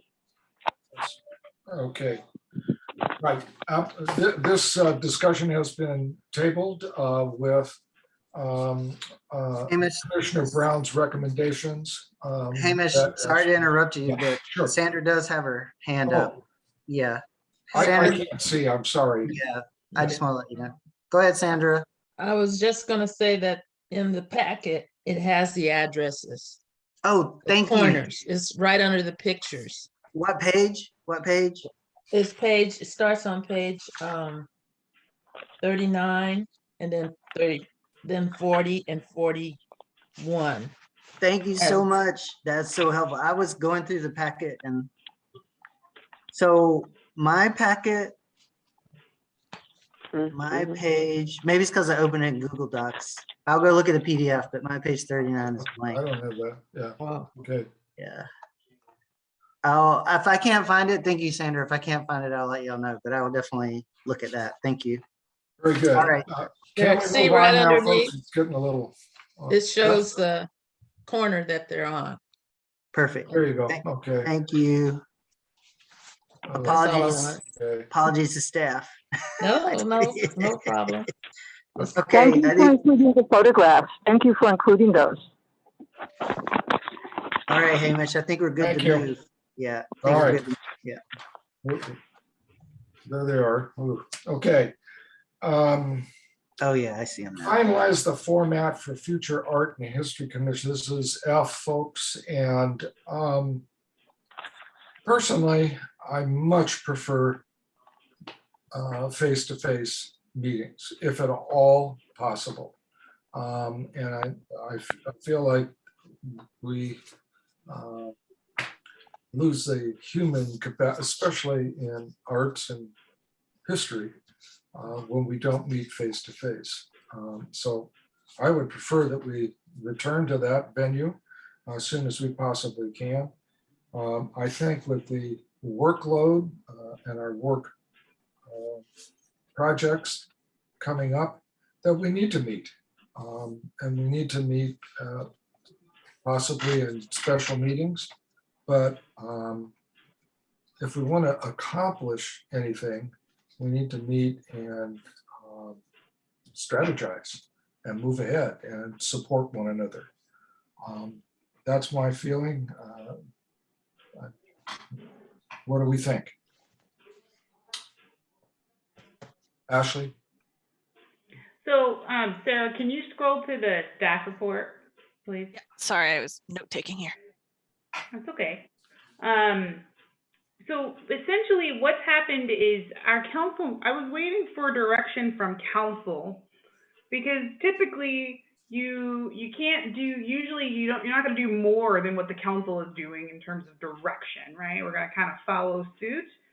So right now, because of the governor's executive order, and he has allowed for virtual meetings to occur due to the pandemic.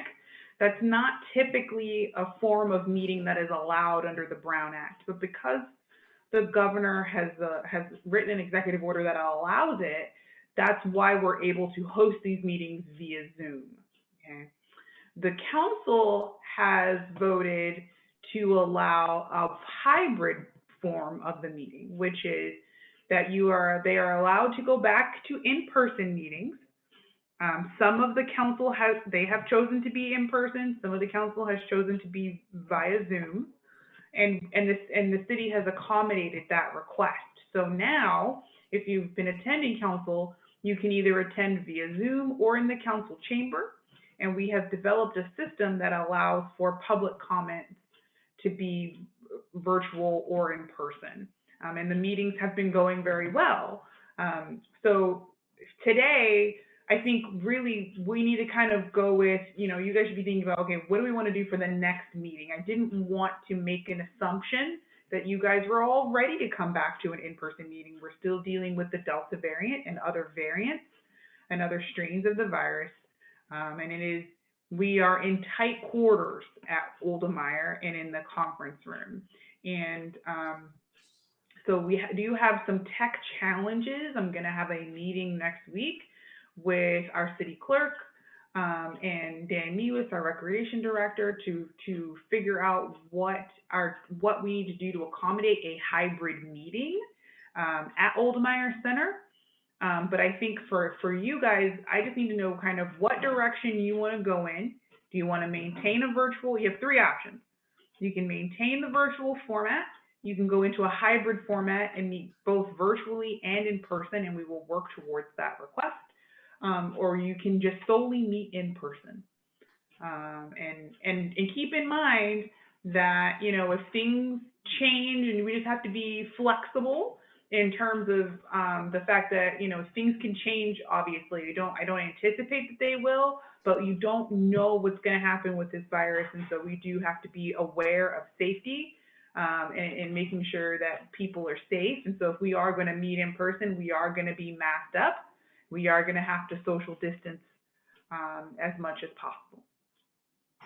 So I just need to hear from you guys what direction you want to move into, and then we'll go from there. And then at some point, the governor's recommendation, he may rescind his order at some point. I don't believe that's going to happen anytime soon with the way in which we're operating right now in terms of the country and what's happening with the pandemic. And presuming he's still governor. Presuming he's still governor.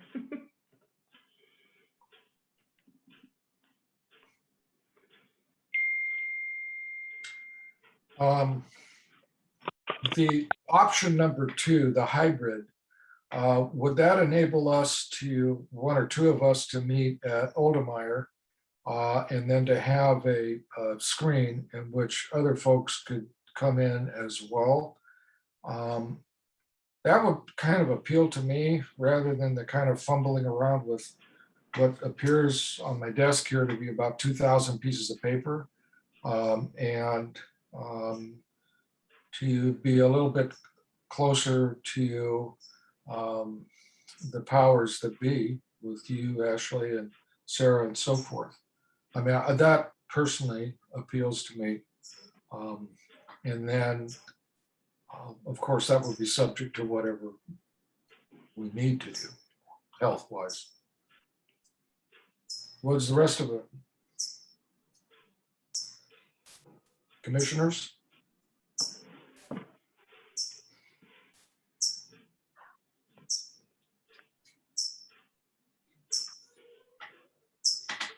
Hello? I would go with the hybrid. But it's me, Francoise. I'd probably go with the hybrid The same here. model. The same here. I'm not comfortable going in person yet. Okay. I would also like the hybrid. I mean, I am not in town very much, but there are still things on the work plan that interest me a lot. And if I can, I would like to continue. At the most recent archives roundtable, Mr. Wildgoose announced that I had already moved, so I was off the commission, but that isn't quite the case yet. So anyway, We're glad to have you. thank you. I was gonna say, I haven't gotten any information from you, Jamie, so I don't think that that is true. That's good. That's good, Jamie.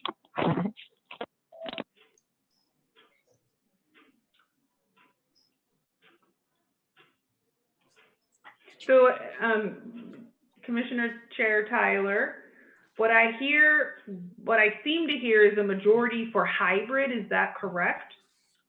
We haven't heard from Emerson. He's maybe popped out for, Oh, no, I'm here. But yeah, I mean, that's what do you think? the majority. Me. So, so we meet and technically we'll meet again in 3 months. If we meet before then. So I think, because 3 of the commissioners, want the hybrid model, that we should figure that out to accommodate everyone. Myself, I'm pretty flexible. So, but I would defer to the people that want the hybrid, because I think if that helps us achieve a quorum, then we should have that. And then also, while there's so many unknowns about how we'll be able to meet in the next few months, or that seems prudent. I want everyone to feel comfortable to participate. And if that's what it takes to achieve the quorum, then that's what we should pursue. That's what I think. Does that make sense, Hamish? Yeah. That's it then. That's the Yeah. hybrid. I don't think we need to vote on that. So we'll adapt and go to the hybrid model, please, Ashley. Is that That okay? sounds good to me. Yep. Okay. So Yeah. we will go to, starting in our next special meeting, hopefully we can have some sort of a hybrid to involve as many folks as possible. Okay, gosh, moving right along, what's our next? Can I just ask the question, Ashley, can I just ask the question? What is the policy of the city? Hybrid format. The Yes, thank you. council is That's meeting in a okay. Thank you. hybrid format, yes. So Thank we're consistent with this, with the city and the city's recommendations. Okay, item number 7, commissioner reports. I would just like to report on one thing very quickly. The Arts Council for Monterey County, which is supported by the Board of Supervisors, they're financially supported, and the monies that they give out in scholarships and financial aid and so forth also come from the County Board of Supervisors. And that's, of course, taxpayers' monies and property taxes. The Arts Council approved a project for this for Sand City, and it was a Black Lives Matter and Arts Council combination mural that was very similar to what Steve was working on.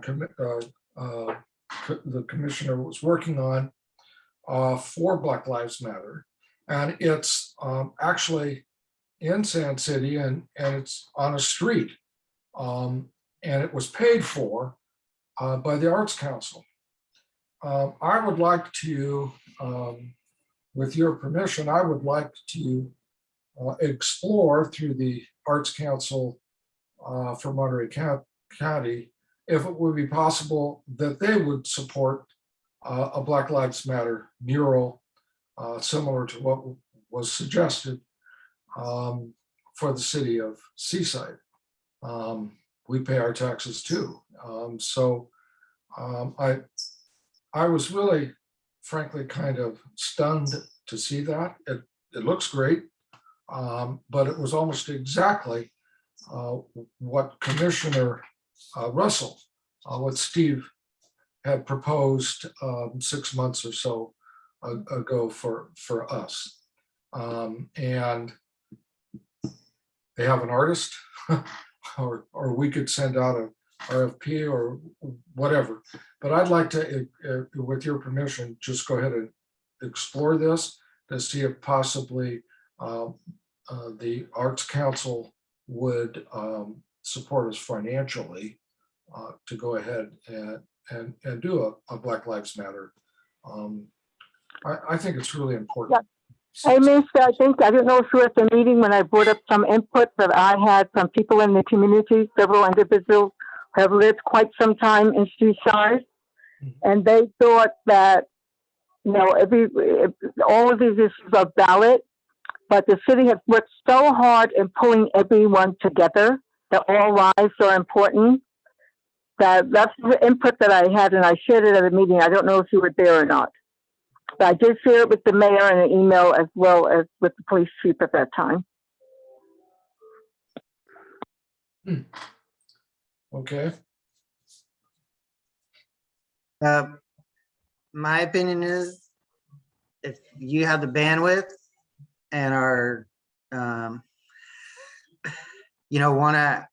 don't think it hurts to ask, Hamish. If you have the bandwidth, the personal bandwidth, I'd be delighted for you to ask what kind of money they have for Seaside for Black Lives Matter mural, or any kind of money that we could use to support the arts in Seaside. That would be fantastic. So I'm fine with it.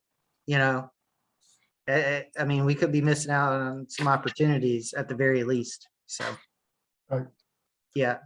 Okay. And then if you end up needing some help, come back and, I might can find some time to help you. It's all like, let's look at that work plan. Right. Yeah, that's my opinion. Okay. Um, Well, Yeah, thank I'm fine with it too. Yeah. I'm fine with it also, to go right on ahead and explore it. I think we're kind of conspicuous in not doing it, frankly. So I'll go ahead and report back at the next meeting, any progress and so forth. Okay. Any other commissioner reports?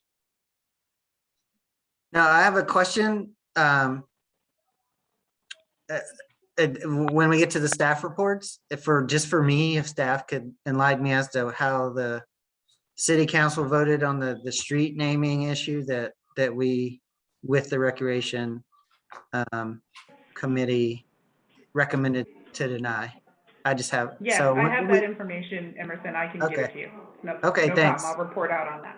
All right, thank you. Okay, if there are no more commissioner reports, let's move right on to staff communication. Ashley? Really? Sorry, it's a little clunky in here with I have to mute and unmute myself on a phone. Right, and I can't see you. So I apologize.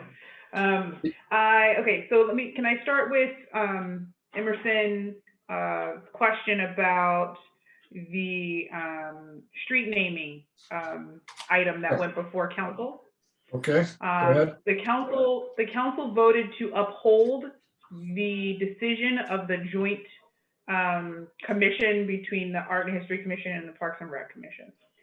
There was an extensive discussion about the parameters of the guidelines on street naming, and staff has been directed to kind of look into that policy, but they did vote to uphold the vote of the commission on that night.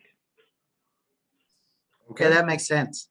So just to clarify before we move on, they do want to look at the rules, okay, that's what I heard. That I okay, believe great. so. So that is my recollection, just because I didn't do a full prepping for that, and this is just coming off the top of my head. That's okay. But I understand. From what I recall, they wanted staff to look into that policy a little bit deeper. But yeah. Okay, great. Thank you. I don't mean to put you on the spot. I was just curious. Just so for the rest of Yeah. For the rest of the commission, the reason I'm asking, just for full transparency, I made a public comment during the city council's, before their vote. I was moved to make a public comment based on our experience voting on that. So that's why I'm questioning Ashley. Basically, I said that was a weird technicality, and it all seemed to be equally weighted. And a lot of the people who voted on it seemed to have an issue with that. So I recommended that even if they denied it, they should look at that one aspect, because it was really unsatisfying for a lot of people that had to vote on it. But we felt like that's a recommendation we should make based on the current guidance. Yes. So that's all. Thank you, Ashley. No problem. You're welcome. And thank you for the work that all of you did attending that joint meeting. I know it was kind of like, what? We've never done this before. This is all new. And you guys, you stepped up, you showed up, you listened, and you made a decision. And we value the work that you guys do for the city very much so. And thank you for coming to the meetings and calling me, emailing me, and just staying in tune to what is going on with the city. And when you ask me questions, you give me an opportunity to learn and to grow. And I really appreciate that. And with that, I will go. Procurements of Old Yearbooks. Is that you, Sarah? Hello. Sarah, is that your item, Procurement of Old Yearbooks? Hello. Yes. Okay, there we go. Sorry, my unmute button wasn't working, as tends to be the issue. Yes, that is me. I was contacted by former Commissioner Michael Wildgoose that one of the public libraries was clearing out some yearbooks from old seaside middle schools and whatnot, and they wanted to make sure that they went to somewhere that they would be recorded and properly taken care of. So he made sure that he basically did the couriership. He helped us fill out all the paperwork and everything to properly transfer the deed of gift essentially to the city of Seaside. And we now have several yearbooks. I believe it's about 5 or 6 yearbooks ranging anywhere from about 1961 to about 1970 something, from various middle schools and high schools around the area. I'm not in my office right now, so I can't tell you exactly which schools they're from. But if you would like that list, when I get into the office on Thursday, I can easily email you which schools they were from. But yes, we now have them, and they will be properly archived in our lovely archive shelves. Sarah, is this falls under the category of history? Is that why we're concerned with yearbooks? Yes, correct. It is part of Seaside's history, and it very much fits into the purview of the archives. So they fit into, gosh, there would be hundreds of them. Yes, there would be hundreds of them, but unfortunately, this is what we were given. So, obviously our archives, we have a limited amount of space to begin with. Right. And B, we don't always have those resources. We do have a very extensive collection of yearbooks from Seaside High, ranging for several years. But yeah, the record of yearbooks from local schools within Seaside is incomplete within the archives, but I think it's probably incomplete for most archives within the area, just because it's such an extensive, huge collection. Is there any movement to digitalize these? I know a lot of. So, yes, but I believe it was before you joined the commission. We were actually very, very deep in the process of hiring a professional archivist to work alongside with an archival student from San Jose State University and their archival program. And then COVID happened. So that put a halt on that. I believe it was brought up in the last meeting at some point regarding the fact that we have not been able to reach that archivist. We've multiple times tried to reach out to her and reconnect and have not heard anything. As it stands right now, the next step will be to reach back out specifically to SJSU and find out if they have anyone else running that particular program who can then help us get an intern here. But yes, digitization, proper archiving, quality of making sure that things aren't in an acidic environment, aren't sitting on, plain wood, etc. Everything will be categorized, digitized, and easily searchable is the ultimate goal. It is an extensive project that needs to not have a pandemic in the way, unfortunately. Okay, I mean, I'm educating myself, trying to figure out why somebody would want to do this. So you would want to look up Seaside High 1953 and look up Joe Blow. It's quite why- possible. Yeah, we've had people come Really? and asking for Okay. things such as, the history of how parks were named in the area. Things like that. There are people that do history projects that are looking for resources, and the city is there to be a steward of some of that information if we can. Thank you. Thank you. This is Yolette. Sarah, what I would love to see is the list of some of the questions that you're getting from the public. I would love that. And the second thing, where are we? I know we signed the contract, and I assume we paid the archivist some kind of fees because he made a trip out here. Where are we in the status? Is that contract completely finished? Or what? So that's what I was saying earlier, that yes, we paid her for initial visit. And that was successfully completed. She successfully gave us a recommendation for the next steps within the archiving process, as well as getting our community set up within SJSU as an internship provider to have an archivist student come out and do their curriculum there as their practicum. And then, as I said, the pandemic started and we have not been able to reach that archivist. And the next step is to go directly to SJSU and ask for the next steps from whoever is now going to be their liaison for that program. Okay, Sarah, if my memory is correct, did you send us a report of the status of that contract several months ago? I believe so. It was included in any agenda where we discussed paying her, etc. for sure. I can find it in the records if you would like me to dig it up later this week. Maybe an update. What has been accomplished and what is still outstanding? That's what I'm saying. There's been nothing accomplished since she came to visit and gave a professional recommendation due to the pandemic. Sarah, she hasn't started? We have accomplished some things. We have new shelving in the archive. Yeah, I thought there was That's true. something. Yeah, that is true. There are some things that we have accomplished without the archivist. We can compile a list and bring it to the next meeting. Yeah. Yes, everything that has happened has been without that archival program. So that's why I was not quantifying that. But yes, Ashley is correct. There have been steps made. We had the shelving donated from the symphony. We have gotten rid of the wood shelves and put in a very highly recommended powder coated metal shelf so that we are removing all of the items from a wooden shelf that could possibly leak acid into those materials, et cetera, et cetera. Okay, thank you, Sarah.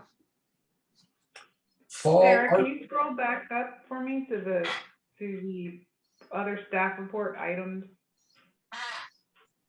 Sorry, when I was talking, it must have gotten moved. My apologies. No worries. Fall art competition. So that's me again. Basically, the only update on that is that I am currently working on the PR materials. I will be once again doing a digital registration for the community.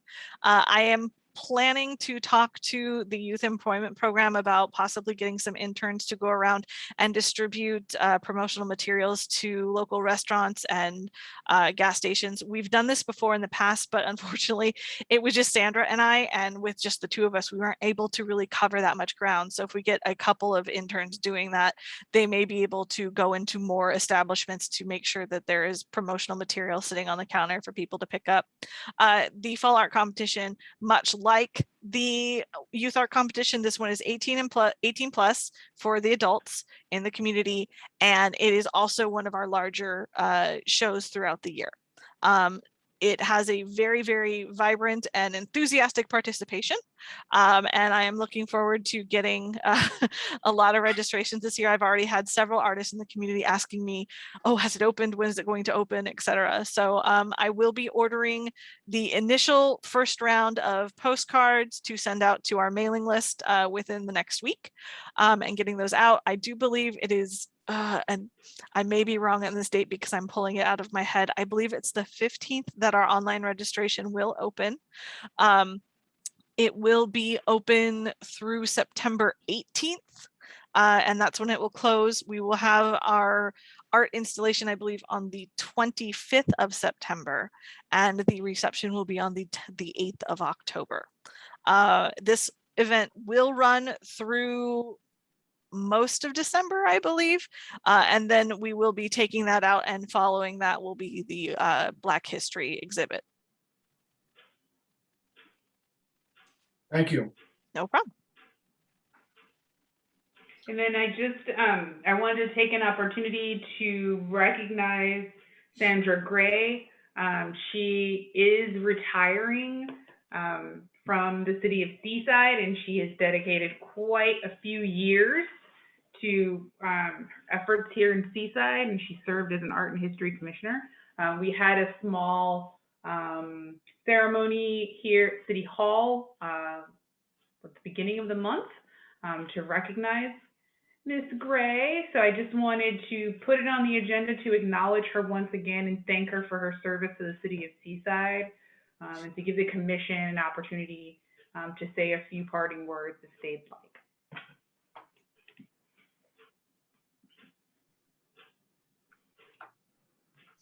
Thank you, Sandra. It was Yes. really great working with you. I really enjoyed it a lot. I'm going to miss you. I can't believe you're going to Georgia. Georgia, when are you moving?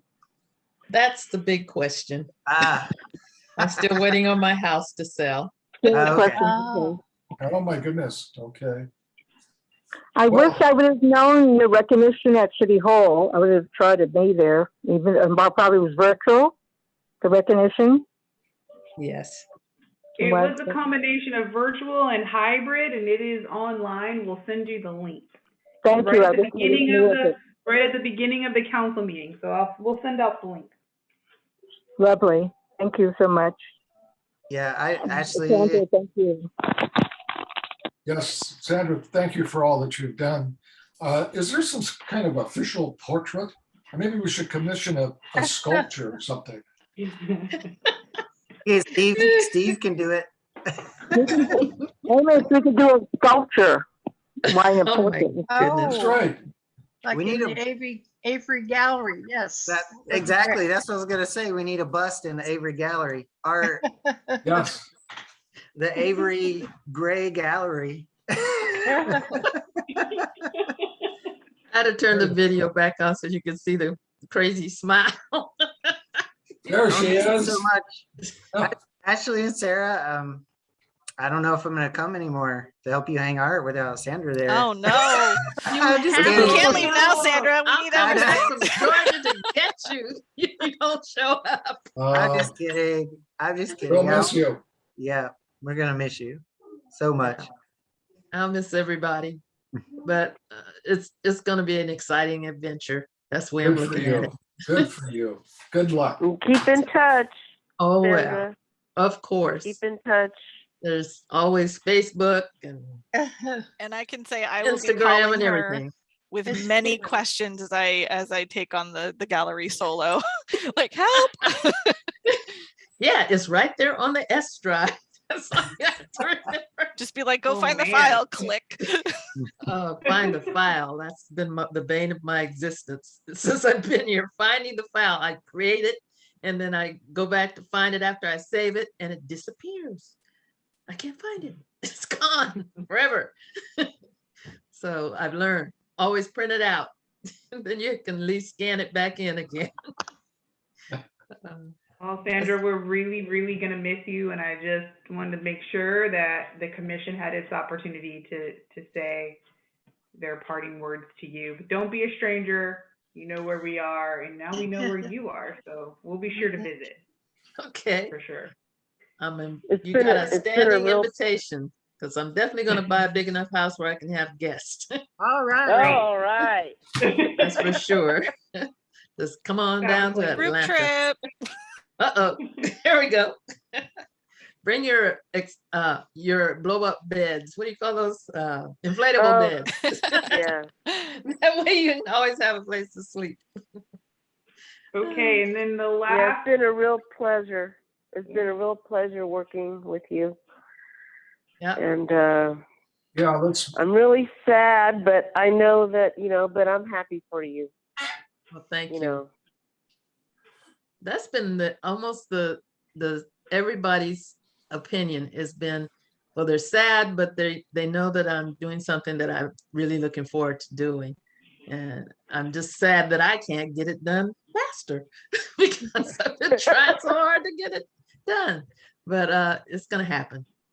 And I can't wait to tell you all how it works out. Actually, can we buy Sandra's house for an art museum?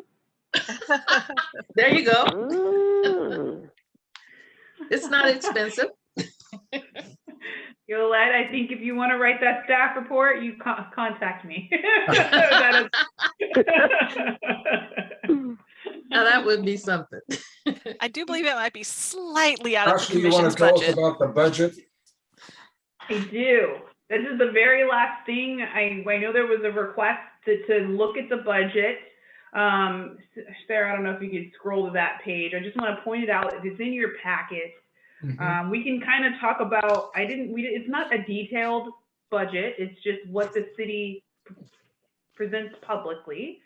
So that you guys are kind of aware of what you're budgeted for and then what kinds of things should go before council in terms of requests, right? And so if you scroll down one more, there, right there. Can you enlarge that just a little bit, Sarah, please, if you can? Just a moment. Sure. So there's a couple of things here. Department consumables, it's not very high. And then you have a little bit of money for historical markers, and that was what we were talking about. I think that was a previous discussion about buildings that are deemed important to the city of Seaside. You have $3,800 you've requested for art installation and murals, and then central services charges an internal budget fee for our internal fees for how much things cost when things are being processed through the city. So overall, and it looks like, overall you have about a $5,000 budget, not very high. So that means that a lot of your requests for major projects are going to have to go before council, which is going to be even more imperative when we're talking about what commissioners are going to sign up to take on what projects as we move forward. And I think that will also help when you're tailoring your work plans in the future and help us be more realistic about what can and cannot get accomplished, because we're such a small core group. So that's what that is. And then if you guys have any questions or you want to know specific things, reach out to me, let me know. That art installation and mural stuff, that's mostly art installation, which is the gallery. When we're talking about how much it supplies to do the installs, we're talking about, competitions and gift cards for the winners and things like that. So yeah, reach out to me if you have any specific questions about, well, I want to do X project, and how do we get that done? Because I think that's moving forward. I want to see us do more and accomplish more, working on Broadway, maybe working with the businesses to do more projects, bring more art to Broadway. There's a lot that we can do as a commission, and I want to make sure that you guys, you feel like you're on this commission and you're doing something. So you tell me, how we can get that done and what you need help with, and I'm here to help and make sure we get stuff done. So that's the budget. And like I said, let me know if you have any questions. Ashley, I might add, I was asked about 6 weeks ago or so to come up with the budget. And I came up with, it was kind of funny. It was an astronomical budget. It was about $60,000. And I think I got the same kind of reaction, like, oh gosh, we'll have to do away with the pool or with Oldemeyer Center. People were trying to be very cooperative, but it was really kind of stunning to see that this is actually what we're working with. Yeah. But I'm really enthusiastic about going to foundations and businesses and so forth to support our projects. Again, why it's so important, as Ashley has just mentioned, first, really zero in on the work plan and what it is that we can do going forward. I absolutely agree. We're we don't have a lot of money, and we don't, our city doesn't have a lot of extra capital, right? But if there's something that this commission is really passionate about and want to make a recommendation to help improve our facade or help our businesses or whatever, bring those ideas forward and let's bring it to council and get support for those projects. I think we've said it before, and I think Emerson experienced this when he presented to council. Like the council, wants to hear from the art commission and the history commission, right? They want to hear from you guys. They want, for you to weigh in on issues as they come up here, and they take the commissions seriously. And one of the reasons they upheld the recommendation from the joint Parks and Rec and Art and History Commission when we talked about the street naming, it's because they really do value and respect the work of the volunteers. That's you guys. You guys are spending your personal time on a Tuesday night talking to me about art and history, right? That means you're passionate about what you do, and the city, really appreciates that. They take what you do seriously. So, I want to make sure that we come out of this pandemic as best we can. Yes, we didn't get a lot accomplished, but what can we do, right? Always thinking about the positives and how we continue to push forward no matter the circumstances. Actually, can I ask you a question? Is there a budgetary cost for accommodation, for recognition? I know that typically the city doesn't give any plaques. They give paper. Is that considered a budgetary item? No, it's not considered no, budgetary. Thank you. Okay. That's another thing, Yolette. If you, as a commissioner here, especially dealing with history and some art projects, right? You're passionate about something, you want the commission to run a proclamation to council. You want to recommend that council do proclamations. You want to spearhead that project. That's definitely something that this commission could do.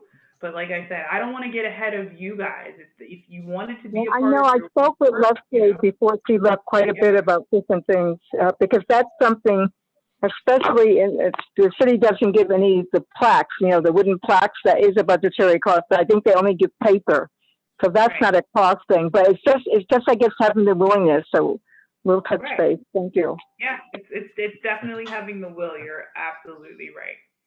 They give plaques. I got one. So did my husband. But it's a but what Yolette was saying is that it costs the budget. It costs something to give that plaque, Oh, right? I see. Okay. Well, thank you, staff.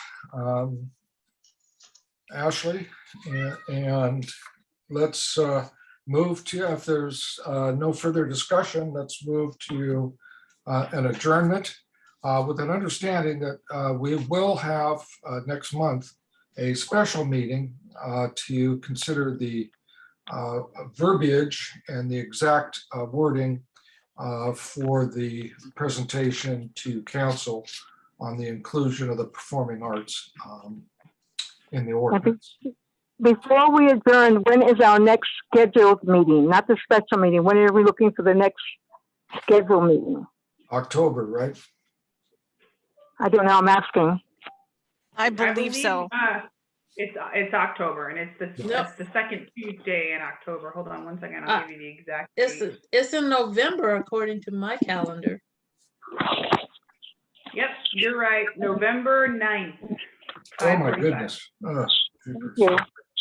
But our Wow. special meeting is going to be in September, Yes, and I recommend that we keep it consistent. So if the commission meets on the second Tuesday, that we meet on the second Tuesday, which would be the 14th of September. If that, okay, fine with me.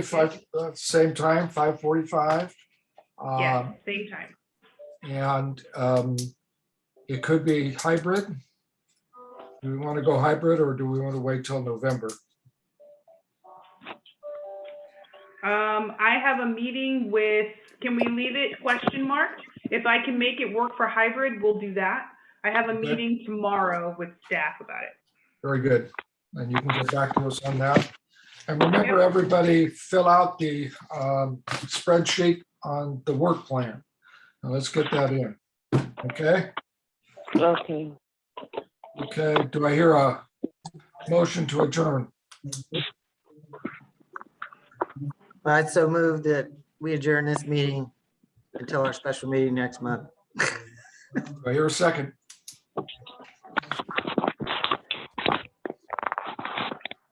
Second. Okay. Commissioner Silvera, aye. Aye. Commissioner Avery, Aye. Commissioner Merritt, To adjourn. I'd like to speak to Ashley for a minute if I could, though. Commissioner Brown. Aye. We are adjourned. Thank you again, staff, Sarah and Ashley. Thank you. Bon voyage. Thank you. Thank you, Chair. Thank you for the meeting. Thanks, And Vice Hamish. Chair. Thank you. Thanks. Thank you, Bye, everyone. Bye-bye. Thank you. Bye, I Sandra. will Bye-bye. be emailing you soon. Just FYI, watch your inboxes. All Bye-bye. right. Thank you. Bye. And Ashley, are you still here?